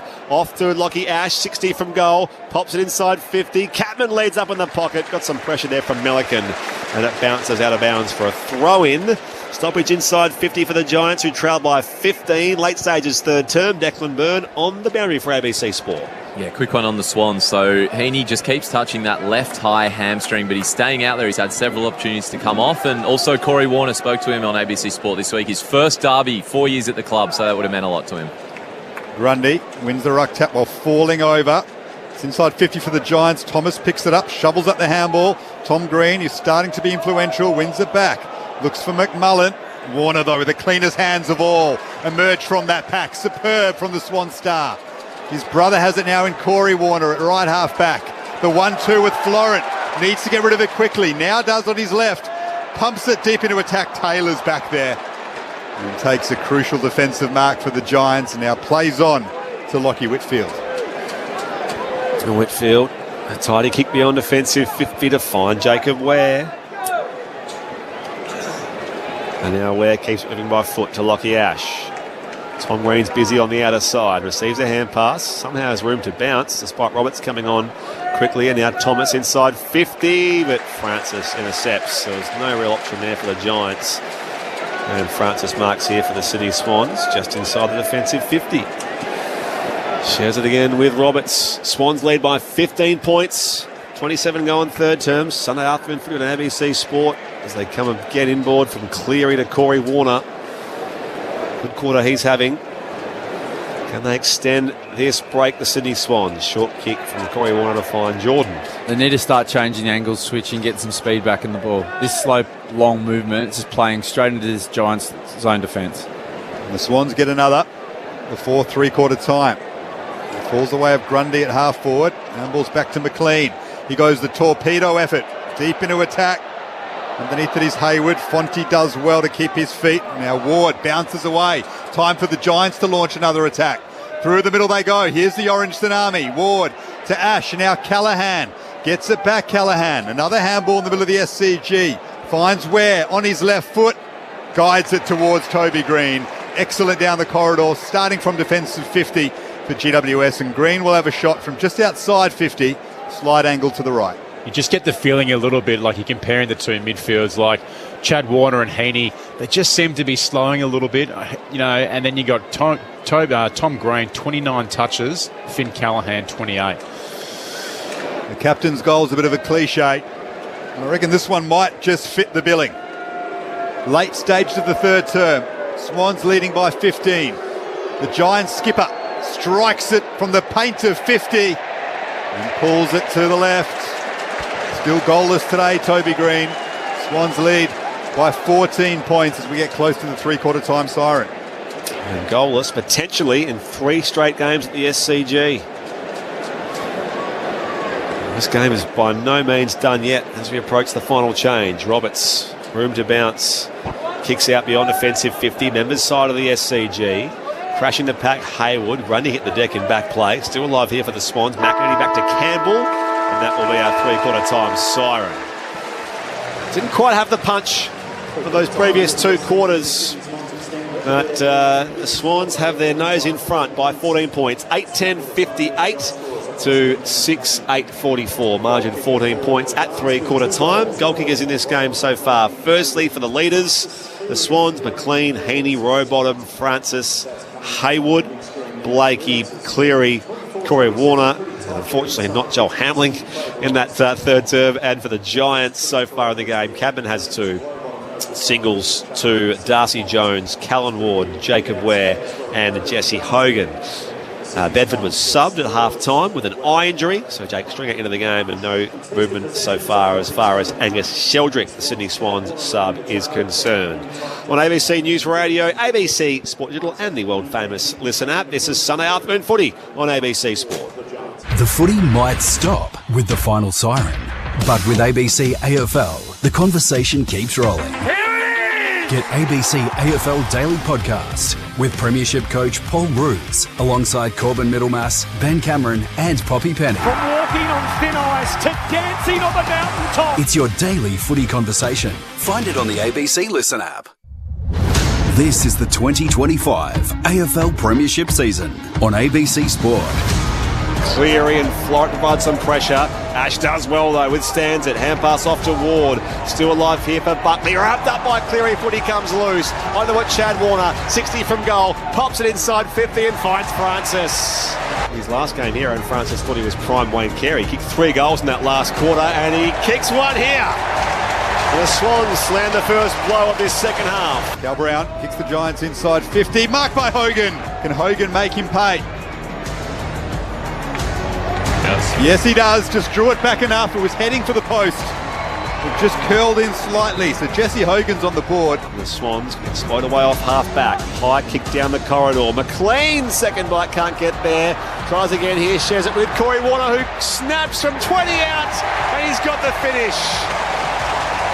The Swans at last with their second goal of this third quarter. This is ABC Sports coverage of the AFL.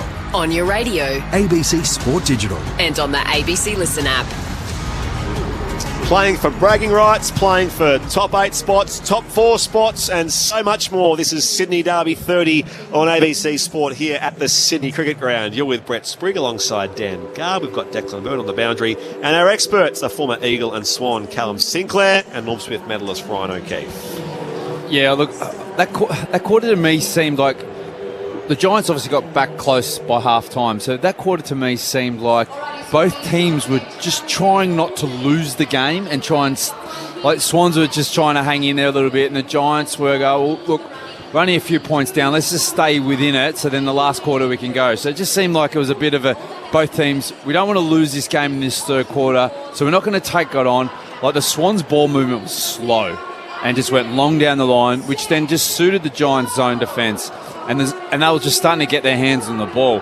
And then to your point earlier in that quarter, Carl, is that the Giants' midfield's getting busy in terms of Green, Callahan, even O'Halloran, Ash. They're getting to go and they're getting their hands on the ball. Where now the Swans' midfield is starting to... Rowbottom he got really busy, and I think he was the one I sort of called that probably needs to start doing a job on either Callahan or Green. But the other mids have just sort of run out of gas because because it's relied on too few from the Swans. Yeah, it's funny. We probably get used to quarter by quarter seeing Warner and Heady's stats just gradually increase, but just felt like both of them had a bit of a stale quarter, to be honest. But probably what you were saying earlier, Ryan, is that Swans actually had an opportunity that quarter, I think, to actually win the game.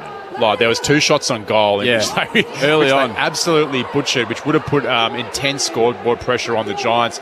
Probably after that, whenever the Swans went inside 50, they just didn't have a lot of representation. You just found like the Giants were just mopping up. Like, you had guys like Cal Ward down there getting back to support, but he was kind of just walking it out. So it just shows that the Swans forward line, it's just not quite, I guess, working. They're probably playing in a way that's just kind of, they're just hanging in there and they're just trying to sit there and compete. Like Joel Hamling, like he's not in that best, I guess, forward 6, but they're kind of down to, I guess, we need to give someone a role and a job. But I just have marvelled at how Tom Green and Finn Callaghan have gone about their business, particularly after quarter time. Like, the thing about those two is that they actually get their footy in really dangerous parts of the ground. Like, in the middle, they penetrate, they use their legs. So Isaac Heaney seems like, Ryan, is walking to the middle of the ground. We probably thought he might have a bit of a hamstring injury, but him and Chad Warner, I think if the Swans need to win this game, it's going to be down to those two to put in a big display this last quarter. Talking about the Swans forward line, Francis went back in that quarter. Yeah, I saw that. Which is like, hang on, he was actually probably one of the forwards. Actually, been okay. He's been okay. He's been presenting. He's having shots on goal, kicking goals.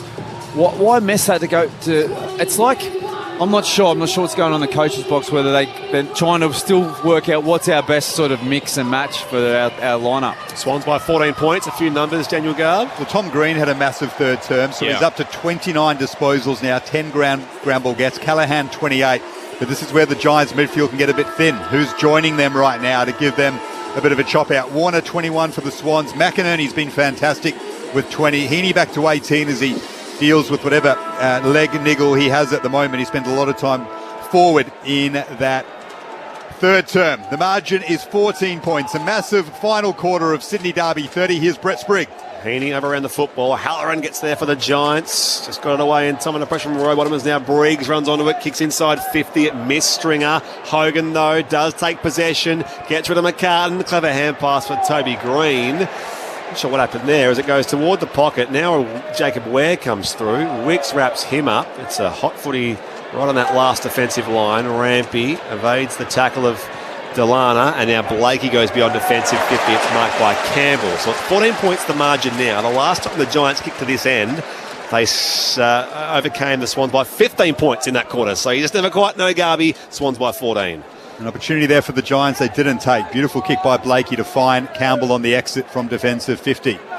Heaney on the wing keeps it out in front of him, as does Francis. Strong tackle on him by Whitfield. And we'll have a boundary throw in. Forward of the wing for the Swans. Holding the ball. He's been caught holding the ball, Francis, so he tried to dive over, I guess, for the boundary line. Didn't quite get there, according to the umpire, when the tackle was made. Whitfield goes short to Callaghan. Inballed for O'Halloran. Another one of those fringe players that perhaps needs to step up in the midfield for GWS. He's had a pretty good game. His kick, though, isn't great for Himmelberg, who collected the football. Well done, O'Halloran, with a second effort. Got it free to Tom Green, but then it slipped through his hands like a bar of soap, and Francis is able to gather it. Now the Swans can go. Here's the Lizard through the middle. Handball over the top to Wicks. Florent, in fact, just inside 50. Ollie Florent on the bounce. It'll go through for a behind. That would have brought the SCG to their feet. The Swans lead is 15 points, 2 minutes into this final quarter. He sort of really didn't have a shot. Like, he did, but he didn't. Looked like had no conviction to go, pin the ears back and go for it. Himmelberg kicks out to find Jacob Ware. Now Ware goes for a run. Front of the scoreboard on the outer side. To that outer wing, Delana in the contest with Wicks. Wicks gets better of him and sends the Swans back inside their own attacking half. Leaping up McLean in the pack. Iden comes with the spoil. Follows up now with a hand pass towards Whitfield, who can't control the footy. So we'll throw it back in. 65 around at right half forward for the Swans, who lead by 15 points here in Sydney Derby 30. 2.5 gone final term. Sunday afternoon footy on ABC Sport. Tough going for the debutant Delana, just the 3 disposals.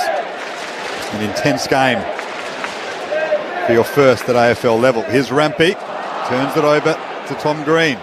A right half back for the Giants, got it back from O'Halloran and then snapped it up to the wing off hands. Toby Green's there, Rampy riding him closely. He's done a brilliant job. Dane Rampy on the Giants captain. Now the 1-2 between Wicks and Jordan. Wicks from outside 50 pulls the kick. Hits the behind post. We'll have a boundary throw in deep in attack. Dane Rampy's been superb, hasn't he, Cal Sinclair? Toby Green struggled for space. He certainly has, and I think knowing Dane, he'd be saying midweek, Toby Green's my guy this week. He's been an ongoing battle. He's probably had the best of him over probably the last few seasons. Certainly the past few. Toby Green is the last Giants Beckhurst medalist, though. That was a couple of years ago. Swans by 15 here. Down it comes. Chad Warner snaps across his body. It's been marked by Hamling in the opposite pocket. He goes quickly to find Jordan, and that does improve the angle. Jordan will take a set shot here from 25, maybe 30 out on that 45-degree angle. I don't want to put pressure on Jordan, but he has to kick this because the Swans' goal kicking is a lot to be desired. They really need to make their opportunity of the hard work, and when games get like this and opportunities are few, you've got to nail them. James Jordan in his 99th AFL game on the approach. Some very important breathing space here for the Bloods. He doesn't let them down. They extend that lead back out to 21 points. 9-11-65. The Giants are 6-8-44. 4 minutes played, final quarter, Sunday afternoon footy on ABC Sport. Callum Sinclair and Ryan O'Keefe. Well, he's probably had a pretty serviceable game on the playing on Lockie Whitfield. Lockie Whitfield is probably, what's he had, 19 touches, only one inside 50. So I don't think Lockie's had a massive influence on the game. I think we can look at stats sometimes and it paints different pictures. He's had no influence on the game. So Jordan's had a great game, I think. That's the highest margin since early stages second quarter. The Swans out by just about 4 goals. So it's a huge few clearances now ready for the Giants, like Briggs v Grundy. I think one of these guys has probably got to stamp their authority in the last 25 minutes of this game, but a couple of key minutes here. The umpire is hatless, by the way, Cal. I repeat, hatless. Here's Grundy, taps it over his shoulder. Giants need a clearance badly. Here is Toby Green. Long into attack. Punched away from Hogan by Tom McCartan, who's done a fantastic job along with Rampy on Toby Green. And standing firm, the Swans' defence. 21 points up. This would be easily the biggest win of Dean Cox's early tenure as Swans coach, to perhaps just give them some belief that 2025 is still alive for something special. Briggs down to Warner. Toby Green wraps him up. 9-11-65 Sydney. The Giants 6-8-44. 6 minutes gone in the final term. It was interesting. Dane Rampy absolutely spraying Chad Warner, saying, "Don't you let him get goal side." One down by the rucks. Chad Warner first to it. Hand pass looking for his brother Corey. Stringer was being held by Rampy. Umpire says play on. Fed back here from Brown to Ware. Snaps inside 50. Milliken goes up there. Stringer though reads the footy. Snaps and goals. Very handy from the super sub. The injection. So the Giants get the immediate response through Jake Stringer. Swans by 15. 9-11-65. The Giants are 7-8-50. We've played 6.5 minutes. Final term, ABC Sport. A day where goals have been hard to come by. He just slaps that on the boot and it goes straight through. Like, sometimes you can just kick him, can't you? It doesn't matter what you try not to do. The season's been hard to come by as far as goals for Jake Stringer. That's now 4 goals, 12 for his new club. Tell you what, ball just lucky bounce into his chest, and he, tell you what, one-step kick. It's a great finish by him. Well, that's the thing. These tight games, goals like that to make a huge difference. Like, it's the scoreboard pressure. They're still now hanging in. He's only 15 points. Something out of nothing. The Giants needed that, as did Stringer. Ball bounce. Briggs down to Tom Green and now O'Halloran. So the Giants will go inside 50 again. Coming out to meet it is Hogan. Palms it down to Darcy Jones, the kid with the lid. It's Stringer, in fact, who made that contest. He gets it back now from Jones. Runs around on his left for 2. In a minute for Stringer. Kick smothered. Jones wins it back. Now Hogan on the snap. Across the face, just. Centre clearances. Giants are coming. Margin back to 14 points in favour of the Swans. 7.5 gone final term. How would you feel if you're Dean Cox right now? Oh, the stress levels will be through the roof, I think. But that's, again, the winning it out of the centre, so important here. He'll be on defence, 53 Roberts. Chad Warner is beaten through the air by McMullen, so we'll throw it back in. That right half forward by the Giants. The trail by just 14 points. As I mentioned, the last 5 derbies, average margin 14 points. Swans won by a kick in last year's quali. What a game that was. As is this one. Back in it comes. Grundy and Briggs, the rucks. Cleary gets it away quickly here, shares it with Heaney. Back to Caden Cleary, still running. Run down by Fonte, no hand pass, but away to McInerney, who can close to 45, and he misses to the right-hand side. Quick work from the Swans, but not the desired results. It's back to 15 points. 9 gone, final term. They just can't make the most of opportunities. They just pepper it, and make their inside 50 decisions just are not right. This is not a great decision by the Giants outside of defensive 50, but Buckley took the mark. It was almost 3-on-1 against him. Strong grab, Buckley. Up to half forward. Delana there makes a contest, the rookie. They punch it away from him. Yeah, same story against Port Adelaide. We'll have a boundary thrown on the wing under the Bill O'Reilly stand. They had so many chances, failed to convert. They could have put this game to bed by now. Exactly. Campbell was all on his own about 25 metres out. By tosses it back in. And it's Grundy and Briggs. Grundy with one hand, palms it to the outside. Rampy was being held by Toby Green, and the umpire will ball up as they meet each other. Swans by 15, but no lead feels secure. They're up by 31 in the first quarter. Here in Sydney Derby 30. Increasingly cloudy skies overhead on this Sunday afternoon. McMullen pulled off the kick by Chad Warner. Ball lets them go. Roberts there off half back for the Swans to Cleary. He can clear back down the line. To half forward, Himmelberg dropped what he should have taken, and McLean gathered it, got it to Lloyd, who runs off him. Long kick for Hamling. Well done, Buckley. Just got back and turned his body as he made contact with Hamling and cleared it for Hines. That just shows he's not a forward, Hamling, in terms of like good forwards would check, put a bit of body on and take the mark. Just that forward craft he's lacking, not playing enough games down there. He's having an almost game. He played entirely up forward in the VFL last year. Again, that's a different level of That's the VFL there, Springer. 16 points is the Swans lead. Come out of the defensive area. It's good by Tom Green. Shark by Roller, who can snap, and he misses to the right-hand side. So Swans keep peppering away, but they can't put the game away. 17 points. Tell you what, if the Giants end up winning this game, you'd be kicking yourself if you're the Swans. The amount of opportunities they've just had to seal this. There's no composure going forward. And Briggs has gone down. I don't know what's going on there. Well, that's a big watch for the Giants as well. They don't have a backup ruck at all. Callum Brown's the only other option. It's a bit of a foreign position to him. He's done some of the backup ruck work today. Hogan tried to settle it on the wing for the Giants. Now it's shoveled away by Himmelberg. We'll have a boundary throw in. Left half forward for Sydney. Down to Declan Byrne quickly. Yeah, it's Briggs' left ankle. He couldn't put any weight on it, so very unlikely to return for the rest of this match. Well, that's a big blow for the Giants as they try and haul back the 17-point margin. Callum Brown, the Irishman, will have to ruck against Grundy. Big advantage for Sydney. Grundy just palms that down easily to Cleary. Rampy's knocked off it. This is where Brown can come to the fore at ground level. Sockers it forward a couple of times, the Irishman, with those Gaelic football skills. Stringer couldn't gather it. Blakey closes him down and then taps it over the boundary line. A throw in on the wing. Swans lead by 17 points, 11.5 gone in the final term. It could be what the Giants need, his follow-up, because he's actually really good once the ball hits the deck. He's going to take a big advantage over Grundy, so it could be something they just need to change it up to get some scores going. Umpire tosses it back in. Sydney Swans by 17 points here in Derby 30. Grundy missed it. Onto it, Lloyd fires the hand pass to Heaney. Looks to Avado Halloran. And now it's Roberts who snaps down the line here to find Cleary. Forward to the wing. Plays on now. Hand pass to Chad Warner. He closes 40 out. Off balance with the kick, but it might work out. No. Iden gets back there to force it through from line of score. Swans now by a clean 3 goals. So it's 18 points. They've not been clean in front of goal though. 9-15 plays 7-9, 13 gone final term Sunday afternoon for the ABC Sport. That's that composure. Why rush handball to someone who's under pressure then has to slam it on the boot?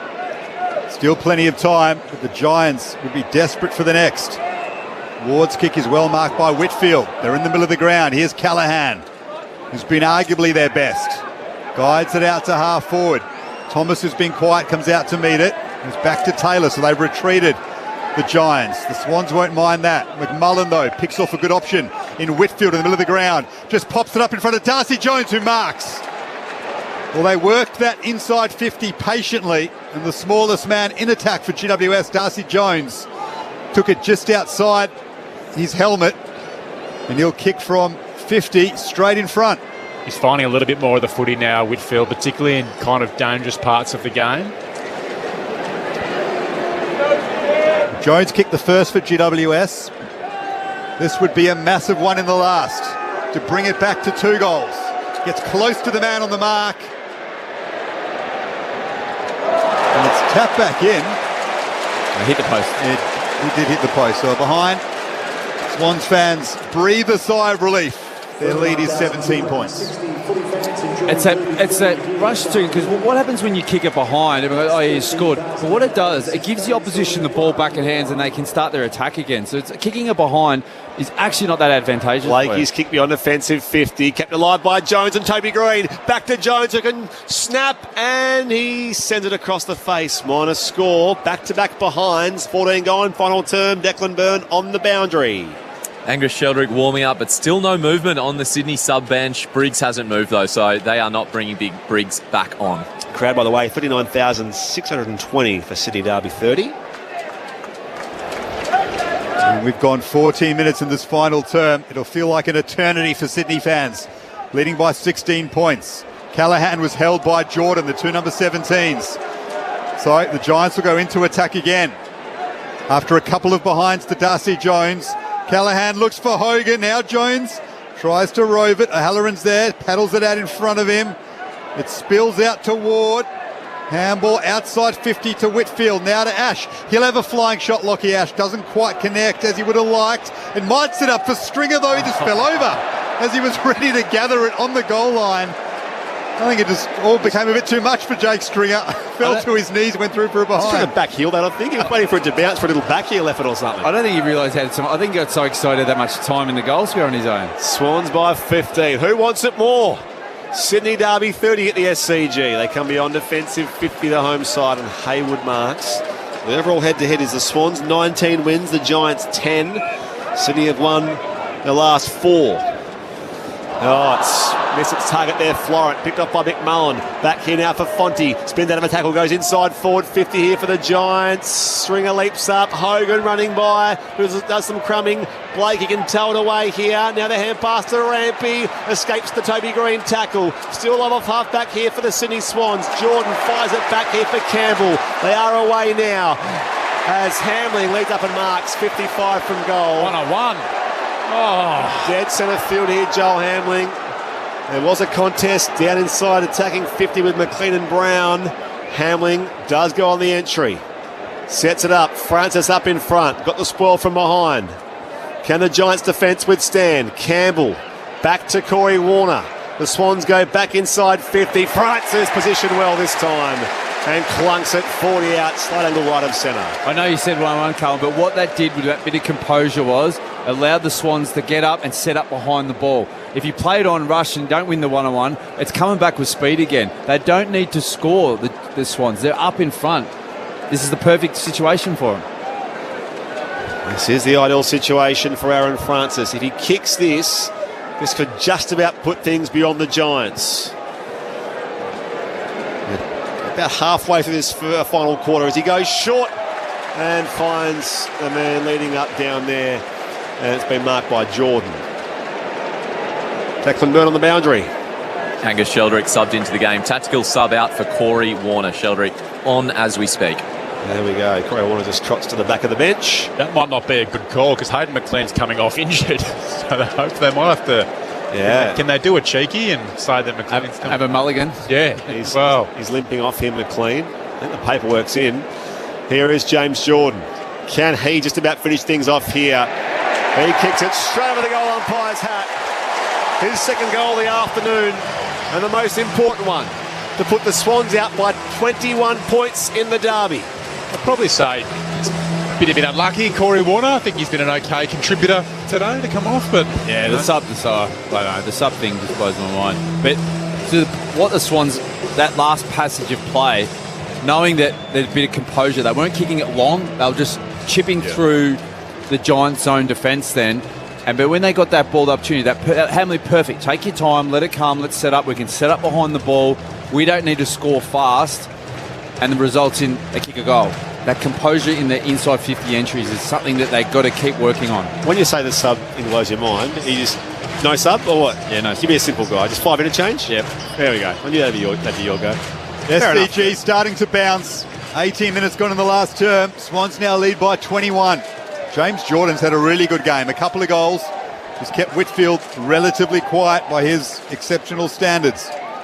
Here's Callum Brown, though, in the ruck. Tried to handball it to himself, virtually. Picked off by Lloyd. Toby Green missed the tackle on Sheldrick.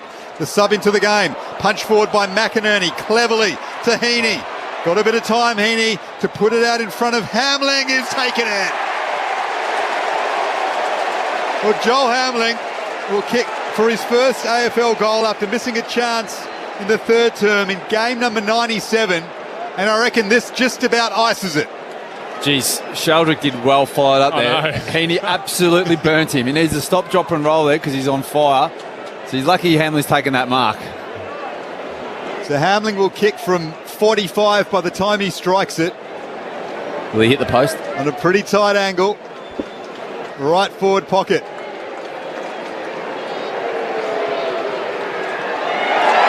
What a time for your first goal in the big time.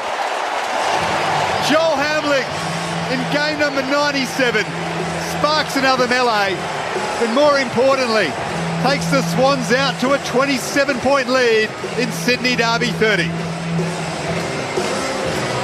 he probably missed the opportunity there to have all of his teammates get around him. He's gone straight for Buckley to give him a bit of lip, but we all remember our first goal and great opportunity for him. Well done. And they're still going at it. I'm spewing, Garby. You pinched Buddy's 1,000th off me. And now Joel Hamling's very first goal, same part of the ground too. I reckon Hamling's first might mean more to you. Mate, he's playing the Tom Patley role, isn't he? It's the niggle and the very important goal at the end as well for Joel Hamling.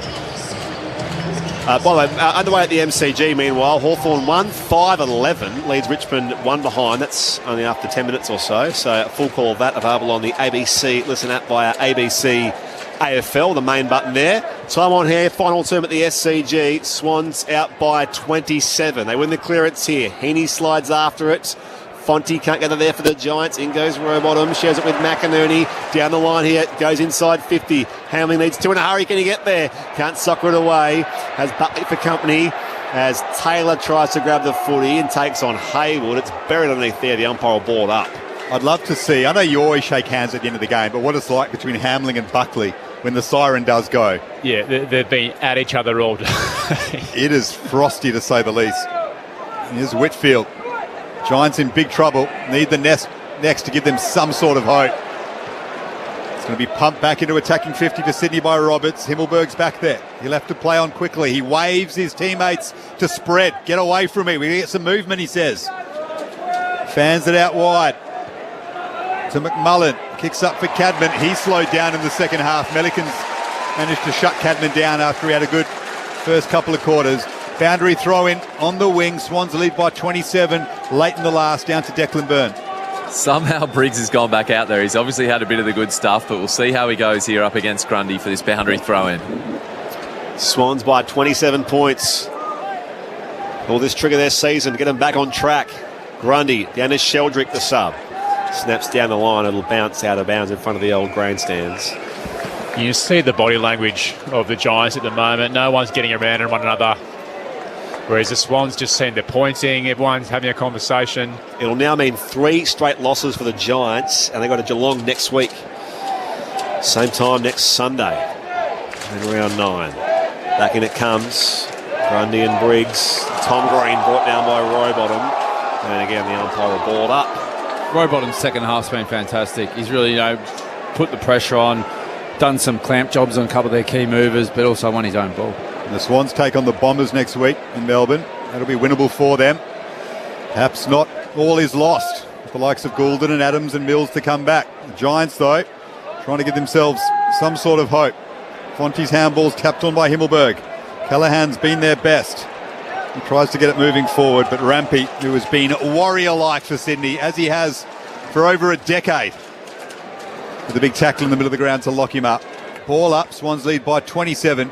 Here's Brett Sprigg on ABC Sport, 24 minutes gone in the last term. Well, Taylor with the football's copped on his bonce there as it's wrapped up now by Francis. We'll ball up. We've got one of the Brett Kirkmiddle voters in the box with us here as well this afternoon, Dan Garb. So it's going to be a tough job, I reckon, Ryan and Cal, for that medal awarding panel, judging panel. Yeah, it's pretty even spread, I think. It's going to be tough. Ball up again. Swans by 27. Time on final terms. Sydney Derby 30 on ABC Sport. Fonte off the deck now for Whitfield. The Giants are away. Jones back to Whitfield. He does blaze away now. Down the pipe looking for Hogan. Spoil from McCartan's been good for the Swans. As it ricochets all the way back here towards Jake Stringer. It was a kick. And Stringer has paid the mark. 50 out from goal in that left forward pocket. It'll leave the Giants at 4-4. And they say never surrender. They might surrender their spot in the top 8. Stringer, meanwhile, lines up his kick on that natural arc. He comes around and makes no mistake for his second. So Stringer has his second goal of the afternoon. And they cut the margin back to 21 points. 24 gone in this final term. They would need... well, just under a goal a minute, so it's not beyond the Giants from here, albeit the evidence presented we haven't seen. Well, they have to get cracking in terms of just got to take it on now. It's rip in, go forward, just take risks. If you lose by another 2 or 3 goals, what's it matter? So you got to try and win this game. Well, it just gives them a pulse, doesn't it, that goal? But, you know, I think the Swans would be sitting there going, oh, God, we just need to hang on, guys, here for 5 or 6 minutes. But they can't do that. They've got to get the ball, and they can play possession footy. They can defend it in their attack in terms of let's win the balls, get kick mark chains, just work the angles again. But keep going forward. Play the game in your front half. Stringer with 2 goals. The next for the Giants quickly. And make things rather interesting. Briggs battling on with a bung ankle. As Callahan falls on Heaney. Down to Declan Byrne quickly. Yeah, just quickly on that crowd. So 39,000 plus. That is the second best home and away crowd for the Sydney Derby. Great to see. Footy thriving in New South Wales. Briggs down to Toby Green. The karate kick out of the air for him. Up and under. Didn't go 15. The Swans just knock it out to the wing. Jordan chases it. What a game he's had. Gets away from where. Keeps his feet and he's happy to just chip it back. Not sure if that's 15. In fact, it's not 15 to Sam Wicks, so he left to play on from left half back. Up to half forward. Taylor trips over trying to get to the contest. Eldrick is helped over the boundary line rather unsocially by Lockie Ash. Another boundary throw in at left half forward for Sydney, who lead by 21 points as they try and stretch their Derby run of wins to 5 games. Toss back in members' side. Grundy and Briggs in the ruck. Laid down there by Briggs. Onto it there is O'Halloran. Ash keeps it moving. Thomas to Jones running by. Goes inside 50. That's chopped off by Matt Roberts. Swans have put one behind the ball now. Francis just gone back to free up Blakey. 21 points their lead. 26 gone. Final terms Sunday afternoon for an ABC Sport, Dan Gar. Roberts up to the wing. Grundy will meet this hard. O'Halloran held his ground and had the arms chopped. They play on quickly, the Giants. Here's Harvey Thomas. Through the hands it went of Rampy. Back there is Florent, able to gather. They've defended well, the Swans. They've locked up that space in front of Hogan, who's been really quiet. That's been key to what looms as a win in Derby 30 for them, as Cleary and McInerney see it over at right half forward, out of side. Sydney by 21 points. 27 minutes gone to the final term as a very concerned and frustrated Adam Kingsley watches on. His team staring down a 3rd straight defeat. Meanwhile at the MCG, still Hawthorn 1-5-11, Richmond 2 behinds. Time on first term there. Free kicks were here for the Giants. Callahan gives it to Whitfield. Down the line, a little too cute. They get it back. Sheldrick for the Swans. Whitfield on the overlap, though. Goes back inside 50. Cadman, kick was straight for him. Stringer, though, back at the pack. Can snap it for his third. That might just be the silver lining in some ways for the Giants. Callum called it early. He's kicked 3 goals, Jake Stringer, but it may well be too little too late. Margin is 15 points, 28 goal in final terms. Sunday afternoon for ABC Sport. Just going to sit back. Yeah, just bathe in your own glory there. They've had some great comebacks. There was one, I reckon, 2021 when Toby Greig hit the winning goal. Was it that year? They had some good comebacks here, the Giants. You never quite know. It's as I say, better part of 3 goals the margin. Well, they probably do have that payback mentality from last year's qualifying final. Where the Swans came back. Correct. Yeah. So you just never know. It gives them a pulse once again, and who better to do that than the one, the only, the great Jake Stringer. But this is what the Swans have done. They now, obviously got 6-6-6 now, but they're putting the player behind the ball. What that does, it just gets the possession for the Giants, and the Giants played in their front half. The Stringer with 3 goals in the final term. Here's Rowbottom. Still time for the Giants. Campbell gathers it now. Just forward. Well done. It's halfway for them. Excellent composure to switch it to Lloyd. He's got a man inside 50 on his own. And that's the sub, Angus Sheldrick, who's taken the mark. And this, if he can convert, would put Sydney Derby 30 to bed officially. He's an interesting one, Gus Sheldrick. You know, a top 10 draft pick. Hasn't really been able to cement his role in the side. So, any opportunity he gets in front of goal to plead a case. Was he injured early? Or what, has he missed? Why hasn't he cracked in? Missed a lot of last season with a foot problem. But it's a tough midfield to get into. Game 15 for Angus Sheldrick. And that's his biggest moment as a Swan. Hoisted into the air by Chad Warner, a fellow West Australian. The Swans lead is out to 21 points. Time is too much now for GWS. And Derby 30 will go the way of Sydney in Dean Cox's first game as coach in this encounter. It'll be 4 straight for them. And that is a big boost in season 2025. 5 straight, in fact, for the Swans in the derbies. I think the criticism of probably Sheldrick has been, or his growth area definitely needs to be what happens when the ball leaves his area. I think contested-wise, that's his number one strength, but I think the dynamic of kind of Rowbottom, Heaney, Warner, Gordon when he's in there, he doesn't necessarily have that dynamic that kind of complements all those guys. So it's a bit of an interesting one. Maybe one at the end of the year you watch, does he go and have a look somewhere else? We'll tick past the half-hour mark here in the final term at the SCG. Sheldrick, hand pass from the clearance off to Roberts. Tumbles his kick towards half forward. Campbell beaten this time by Joe Fonte. And the young Giant can go back inside forward 50. McCartan intercepts. Not a clean grab, so not paid. Francis just nurses that kick down the line. Himmelberg chops it off here. He can put the Giants back inside 50. It's a handball to O'Halloran. Again by hand, Cal Brown. Tom Green gets around one, pulls his kick short, wants to find Stringer again.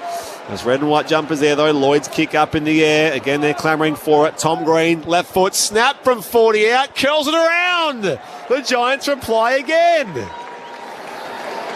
Still 2 minutes to go. A goal with Tom Green. Yeah, 2 minutes and change left of actual game time. Margin 15 points. Sunday afternoon footy. Sydney Derby 30 on ABC Sport. He's just a class player, Tom Green. Had a great game. He's just consistent. You just know what you're going to get from him. You see his name, his magnet be one of the first up, boom, and you know exactly what you're going to get from him each game. And he's just an A-grader. He'd be close to the complete player at the moment. Oh, yeah. Exceptional at ground level, hits the scoreboard, good overhead. His contested stuff is as good as anyone's in the league. And he's pretty young. Yeah, and he looks, and in terms of his body, he looks like he's matured and got fit and lean, and he's got that running power to back up that brute strength that he's got. So he's a class player. I really rate him. By his own admission, he needs to do more of that. Kick big goals. It might just be a little bit too late for GWS. Certainly looks that way. Here's Grundy. Wins it out of the middle. Waltzes out of the centre circles. Now they've got to go. They've just got to go. Marked by Iden, though. I mean, it would be a miracle if the Giants could win it from here. 15 points down. Under 2 minutes to go. Up to Himmelberg at half forward. Dances around Francis, drives it into the pocket, and finds Hogan. He'll have to go back and kick this quickly. Looks in board for a better option, but you have a shot, don't you? He has to have a shot. Stop worrying about it, and you just go back and have a shot quickly. Very tight angle. From this spot, you should be nailing them, because this is where you come out of the training. You've had about 4,000 shots a week from this place. From 50, right up on the boundary line, Jesse Hogan. It looks pretty good. Wow, hang on. Hits the post. The 14 points the Swans lead by, and they're getting ready for a big celebration here at the SCG. That's the magic spot where we just ping thousands and thousands of shots on goal from that spot. That training, though. Yeah, training. Blakey buys some space in the left back pocket, kicks long beyond defensive 50. Chadmore up in front. Stolen away by O'Halloran, goes back inside 50 here for the Giants, but there's plenty of Swans defence back there, and Blakey takes that mark. He was playing goalkeeper. Call to play on down that member's side. Cal Brown juggles, takes the grab for the Giants. Been solid, Cal Brown. Might have to ruck next week if Briggs doesn't recover, and Riccardi is still out. Inside 50 he goes. Gathered there by Francis, and now Florent. They're all just waiting for the final siren now at the SCG. Out to Jordan. He's had an impact. Couple of goals. Kept Whitfield quiet. And happy to kick this right up to half forward. And it'll bypass Ash and Campbell. And Rowbottom's wrapped up by Green. Just under 40,000 in the building this afternoon.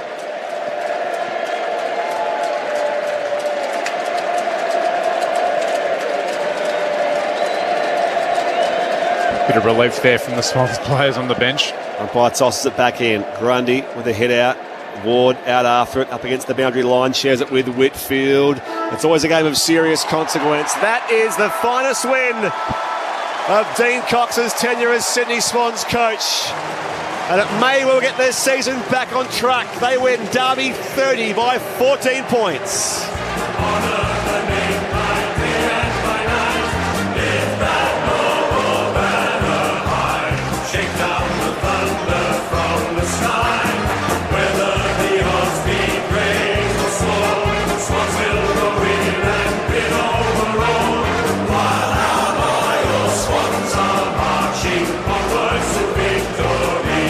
They make it a handful of Derby wins now in a row, the Sydney Swans. They kicked the first 5 goals of the game. The Giants fought back. The margin didn't get beyond 4 goals or thereabouts for much of the afternoon. In the end, it was too little too late for GWS. And the Sydney Swans, now with their 3rd win under Dean Cox, they condemn the Giants to a 3rd straight loss. And that makes them 4-4, but the Swans win here at home in front of a near sellout crowd.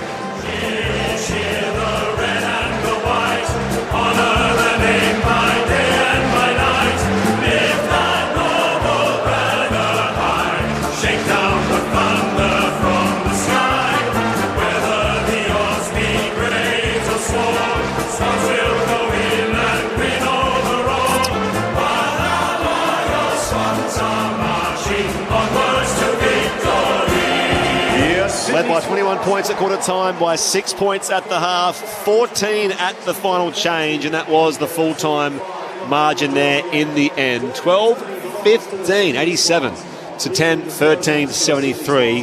The goal kickers were James Jordan with a couple, singles to Rowbottom, Hamling, Francis, Cleary, and Corey Warner, Heaney and Sheldrick, McLean, Blakey, and Haywood as well for the Sydney Swans. So it was shared around. For the Giants, it was 3 to the sub, Jake Stringer, who was activated at half-time for Toby Bedford. It was out with an eye injury, courtesy of some Lewis Milliken contact. 2 goals for Aaron Cadman, singles to Jones, Hogan, Ward, Ware, and Tom Green there towards the end as well to give the Giants a chance. But in the end, it is 5 straight Derby wins for the Sydney Swans, 7 of the past 8, and it may well just get their season back on track. We'll see a presentation shortly for the Derby Cup and the Brett Kirk medal. In the meantime, your experts on ABC Sport are Ryan O'Keefe and Cal Sinclair. That's going to be interesting, the Brett Kirk medal. I don't know what you voted, but I don't know. For me, I reckon Finn Callahan was the best on ground. Like, he was brilliant. Like, you can't surely. I know it's controversial. But in terms, he was good. His four-quarter dominance of the game. He's ended up having 6 clearances. He's also had he's had 33 touches, 8 tackles. he's had a pretty good game. He's had a complete game. But you look at the whole game, and I think Swans. Look, credit to them. Like I don't think either side probably played their best football, if I'm being honest. But I know during the week they had pretty serious conversations internally about where they're at and what the rest of the season looks like. And going into that derby, it was going to be a serious, very, very serious game for them to, I guess, keep their season alive. But that first quarter, I think, set them up, allowed them to probably just hang on.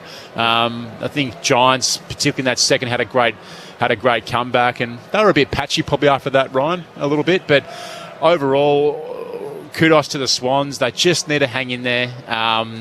They'll be banking on the back half of the year of getting an injection of players with a bit more experience. But if you're the Giants, Ryan, you'd just be frustrated. You've got all this talent on your list. You're relatively healthy. I know, Kelly was out today and a couple of others, but they're better than where they're sitting on the ladder. Yeah. I personally came the year thinking that they'll be a top 2 team, but at the moment they've had the 3rd loss in a row. They're now going to go and take on Geelong, which is not going to be easy. They're in great form. So one of the toughest tasks now. I don't know what you do internally with them at the moment. What sort of conversations you're having. Their ruck stocks are going to be really challenging this week. Briggs, going into the game, he looks sore. He's not playing the way that he wants to play. They got a problem in the midfield. So Kingsley put Briggs on notice during the week. Green and Callahan superb today, but where's the strong level support for them? And the midfield is thin with Kelly, Canelio, Daniels, and now Bedford out. You talk about the injury. That injury list is more damning than the Swans injury list. I'm not going to make excuses for the Giants. Plus, then you've got Riccardi out as well. So their injury list is pretty dire as well for top line players. What impressed me, and obviously had their internal talk for the Swans, was some of their young players or the so-called fringe players. If you look at Cleary, I thought his game was fantastic. He was a lot of energy, a lot of pressure, really, really good. I think McCartan going down back was a big thing. You could just see him pointing, directing, and solid down there. And he kept Jesse Hogan pretty quiet. Then you look at guys like... Let's get to the presentation.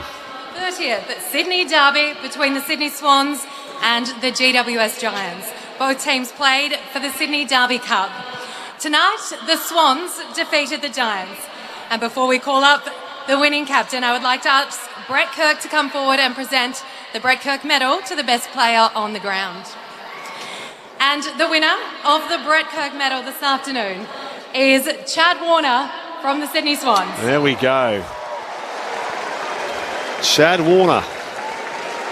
His numbers, Garby, just to break them down, 24 disposals, 15 contested, 7 clearances, 10 ground ball gets, 10 inside 50s, 9 score involvements for Chad Warner. And a couple of goal assists as well, and he got them going early. Amazing Giants, always an amazing competition. Thanks for coming out, making it just a great game for the crowd. As well, it's so good to see everyone out here and so much how Sydney footy's grown in the last few years, so it's great, and I hope to see you at the next one. Thank you. He's had some good derbies, but been outshined by Errol Goulden, of course, who'd won the last 3 Brett Kirk medals. Jude Bolton will now come forward and present the Sydney Derby Cup to the winning team. And to accept the trophy, please welcome Sydney Swans captain for today, James Rowbottom. There you go. So he's been on captain's duties today, James Rowbottom. It's a very special honour here of receiving the cup, which signals that Sydney is red and white. Firstly, want to second Chad. Thank you, boys. It's always a great competition against you guys. We look forward to the next one later in the year. Well done to our boys. Great response off the back of last week, and thank you everyone for coming. Cheers.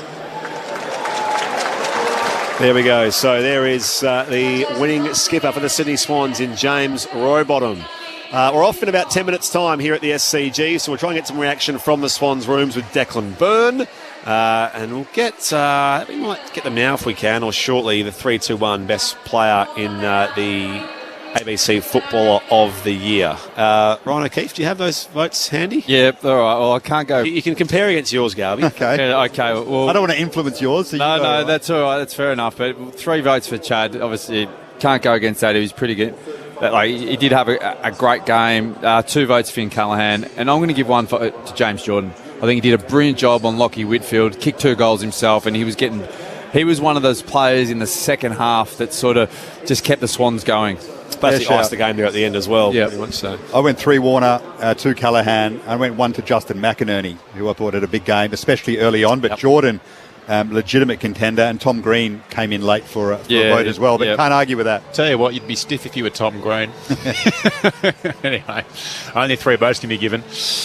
So, next week, the Swans are away against Essendon at Docklands. That's Saturday, the 4:15 game, Eastern Time. The Giants are away to Geelong Kardinia Park Sunday, 3:20. So, that is going to be interesting. They've now lost 3 in a row. I think for now they stay 8th. I'll keep an eye on what's happening at the MCG, where it's Hawthorn or Richmond, although that shouldn't really affect things, so the Hawks are above. If we look forward to those games, the Swans should beat Essendon. Now, if they really want to care, they should beat them. They should go down there and be confident to beat them. The Giants got the toughest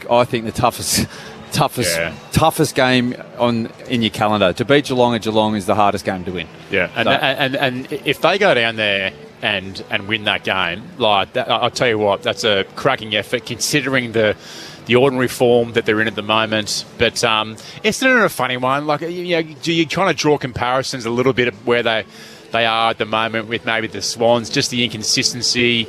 Swans play Marvel very well. They enjoy that deck. Guys like Blakey, Wicks will probably enjoy themselves off half-back. So, but I think just bigger picture, Ryan, it's the Swans forward line. They just need to kind of, sort that out. I'm not kind of sure what that looks like just yet, but it does seem to be a little bit challenging when you're going to come up against the Geelongs of the world, the Adelaides and those sort of players. That's where I think you just need to hold stead with what's your formula. You're going to go 2 talls, arresting your hybrid in Hayward, and then fast pressure, small elite like Mosquito Fleet. That's what I think's best for the Swans. And that's hopefully, but what's going to have to happen with that, I think, is their inside 50 entries need some composure. But I think if you look at those smalls like Corey Warner, as I said, Cleary was good. You chuck in... we'll go into the Swans' rooms. Hold that thought for a second, Ryan O'Keefe. Down to you, Declan Byrne. Yeah, just being led in by James Rowbottom right now. First win at the SCG for 2025 for the Swans. So first time they're in here singing the song. Yeah. A first for Dean Cox as well. The boys just making their way in pretty subdued. So 5 derby wins in a row for the Sydney Swans. 7 out of the last 8 as well. And if they lost today, that would have been 3 games outside the 8. Would have been really tough to see them making it. And Joel Hamling reaches out and his kid runs up to him. First goal in AFL footy for Joel Hamling. He's going to sing the song with his little one in his arms.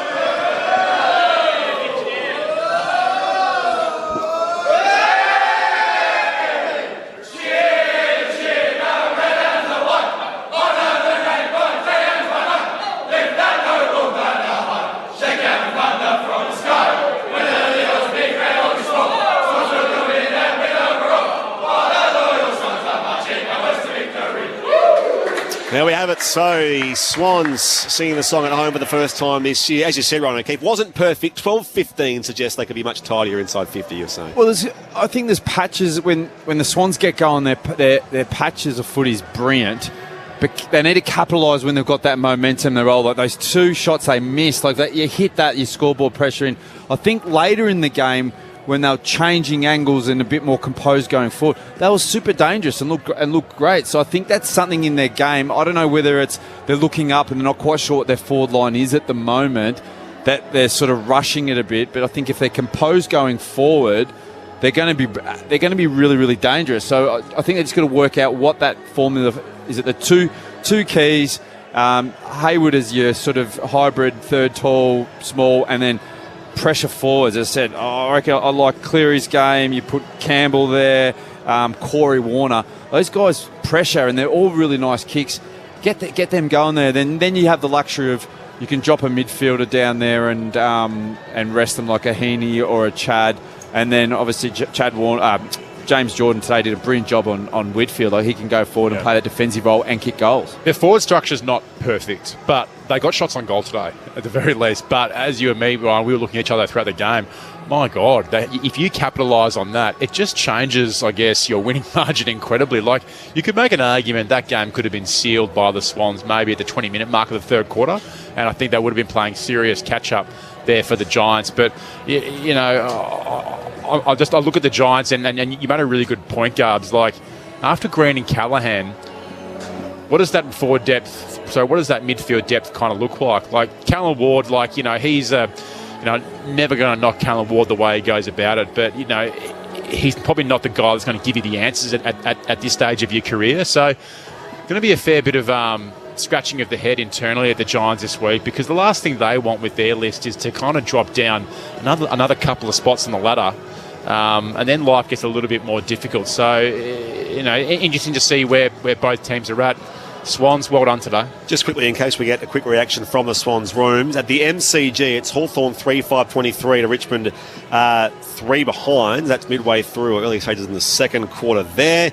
A full call of that is available play-by-play on the ABC Listen app. Just look for the ABC Sport button. Listeners through Sydney and Canberra News Radio, where you are right now. We'll be heading off to local programs or regular programs in a few minutes' time here, departing from the SCG. And the VFL's coming up. And by the way, I wouldn't usually say this, but if you want to hear the VFL or watch the VFL, it's on the AFL website. Declan Boone is calling it. In the meantime, he is in the Swans rooms. I'm down here with Sam Wicks. How good is a home win, first of the season? Yeah, it's awesome. I think we really needed that after a tough week last week, and we bounced back really strong, and I think we can be really proud of that performance. Talk to us about what worked so well out there against the Giants, who have had an all right season up and down like yourselves, but yeah, what went right for the Swans today? Yeah, I think we just had a massive focus on getting back to the basics and defending really hard. I think that's what's made us a really hard team to play against over, a number of years, and we went away from that, and to be able to get back to that today was really pleasing. Talk to me about your role this year, a total change-up. How are you finding this sort of lockdown defensive role where you have someone and you have to keep him to as little touches as possible? Yeah, I think I've been really enjoying it. The coaches kind of floated it to me in the pre-season, and there was a spot down there, and they said, how do you feel about going back? And yeah, I've absolutely loved it. What about Joel Hamling today and Aaron Francis up front? So every time I looked at them, they were pushing and shoving Buckley and Taylor. Was that a role for them to be the agitators and try and put two of those elite defenders in the comp off their game? Yeah, it was. I think those are two boys who always compete really hard. We know exactly what we're going to get from them. They had a bit of a role today. We know how good those intercepting markers can be for the Giants, and I think they were unbelievable on them today. What happened during the week? It felt like this game was a must-win for your season with some big conversations. Yeah, absolutely. We saw what happened last week. It was we weren't happy at all, so to be able to reset during the week, get back to what we know wins us games of footy was really awesome. Sam Wicks, thanks for your time. Head back upstairs. Great stuff. Thank you, Declan Byrne, for your efforts right across today. And yes, the VFL's coming up here, the Giants and the Swans, in about half an hour's time. You can watch it online if that's your thing. Otherwise, Hawthorn, Richmond, and then later on, the Q Clash. We have a strong, appreciation for footy outside the Victorian heartland, Garby. That's going to be a blockbuster Q Clash at the Gabba. A sellout at 20:07 Eastern Time. So the Suns will fancy themselves in a very big way. Joel Hamling, a great story. Came to Sydney, not on big money, unlike so many glamour AFL players. Took a punt to get a chance here. Has had to wait for his opportunity. Kicks his first AFL goal today and plays a crucial role on Sam Taylor. Then his son meets him in the rooms after the game. How good's that? And the Swans win it by 14 points here. Sydney Derby 30 comes to a close. Thank you, Garby. Thank you, mate. Thank you, Cal Sinclair. Thanks, mate. See you next time, Ryan O'Keefe. Thank you very much. And thank you to Declan Byrne. Thank you to our tech, Tegan Nichols, here at the SCG, and to Craig back in the studio. To you, most importantly, for your company as well. It's always fun. It's always exhilarating. It is always fiery. The Swans prevail in Sydney Derby 30 by 14 points over the Giants. We'll see you next time.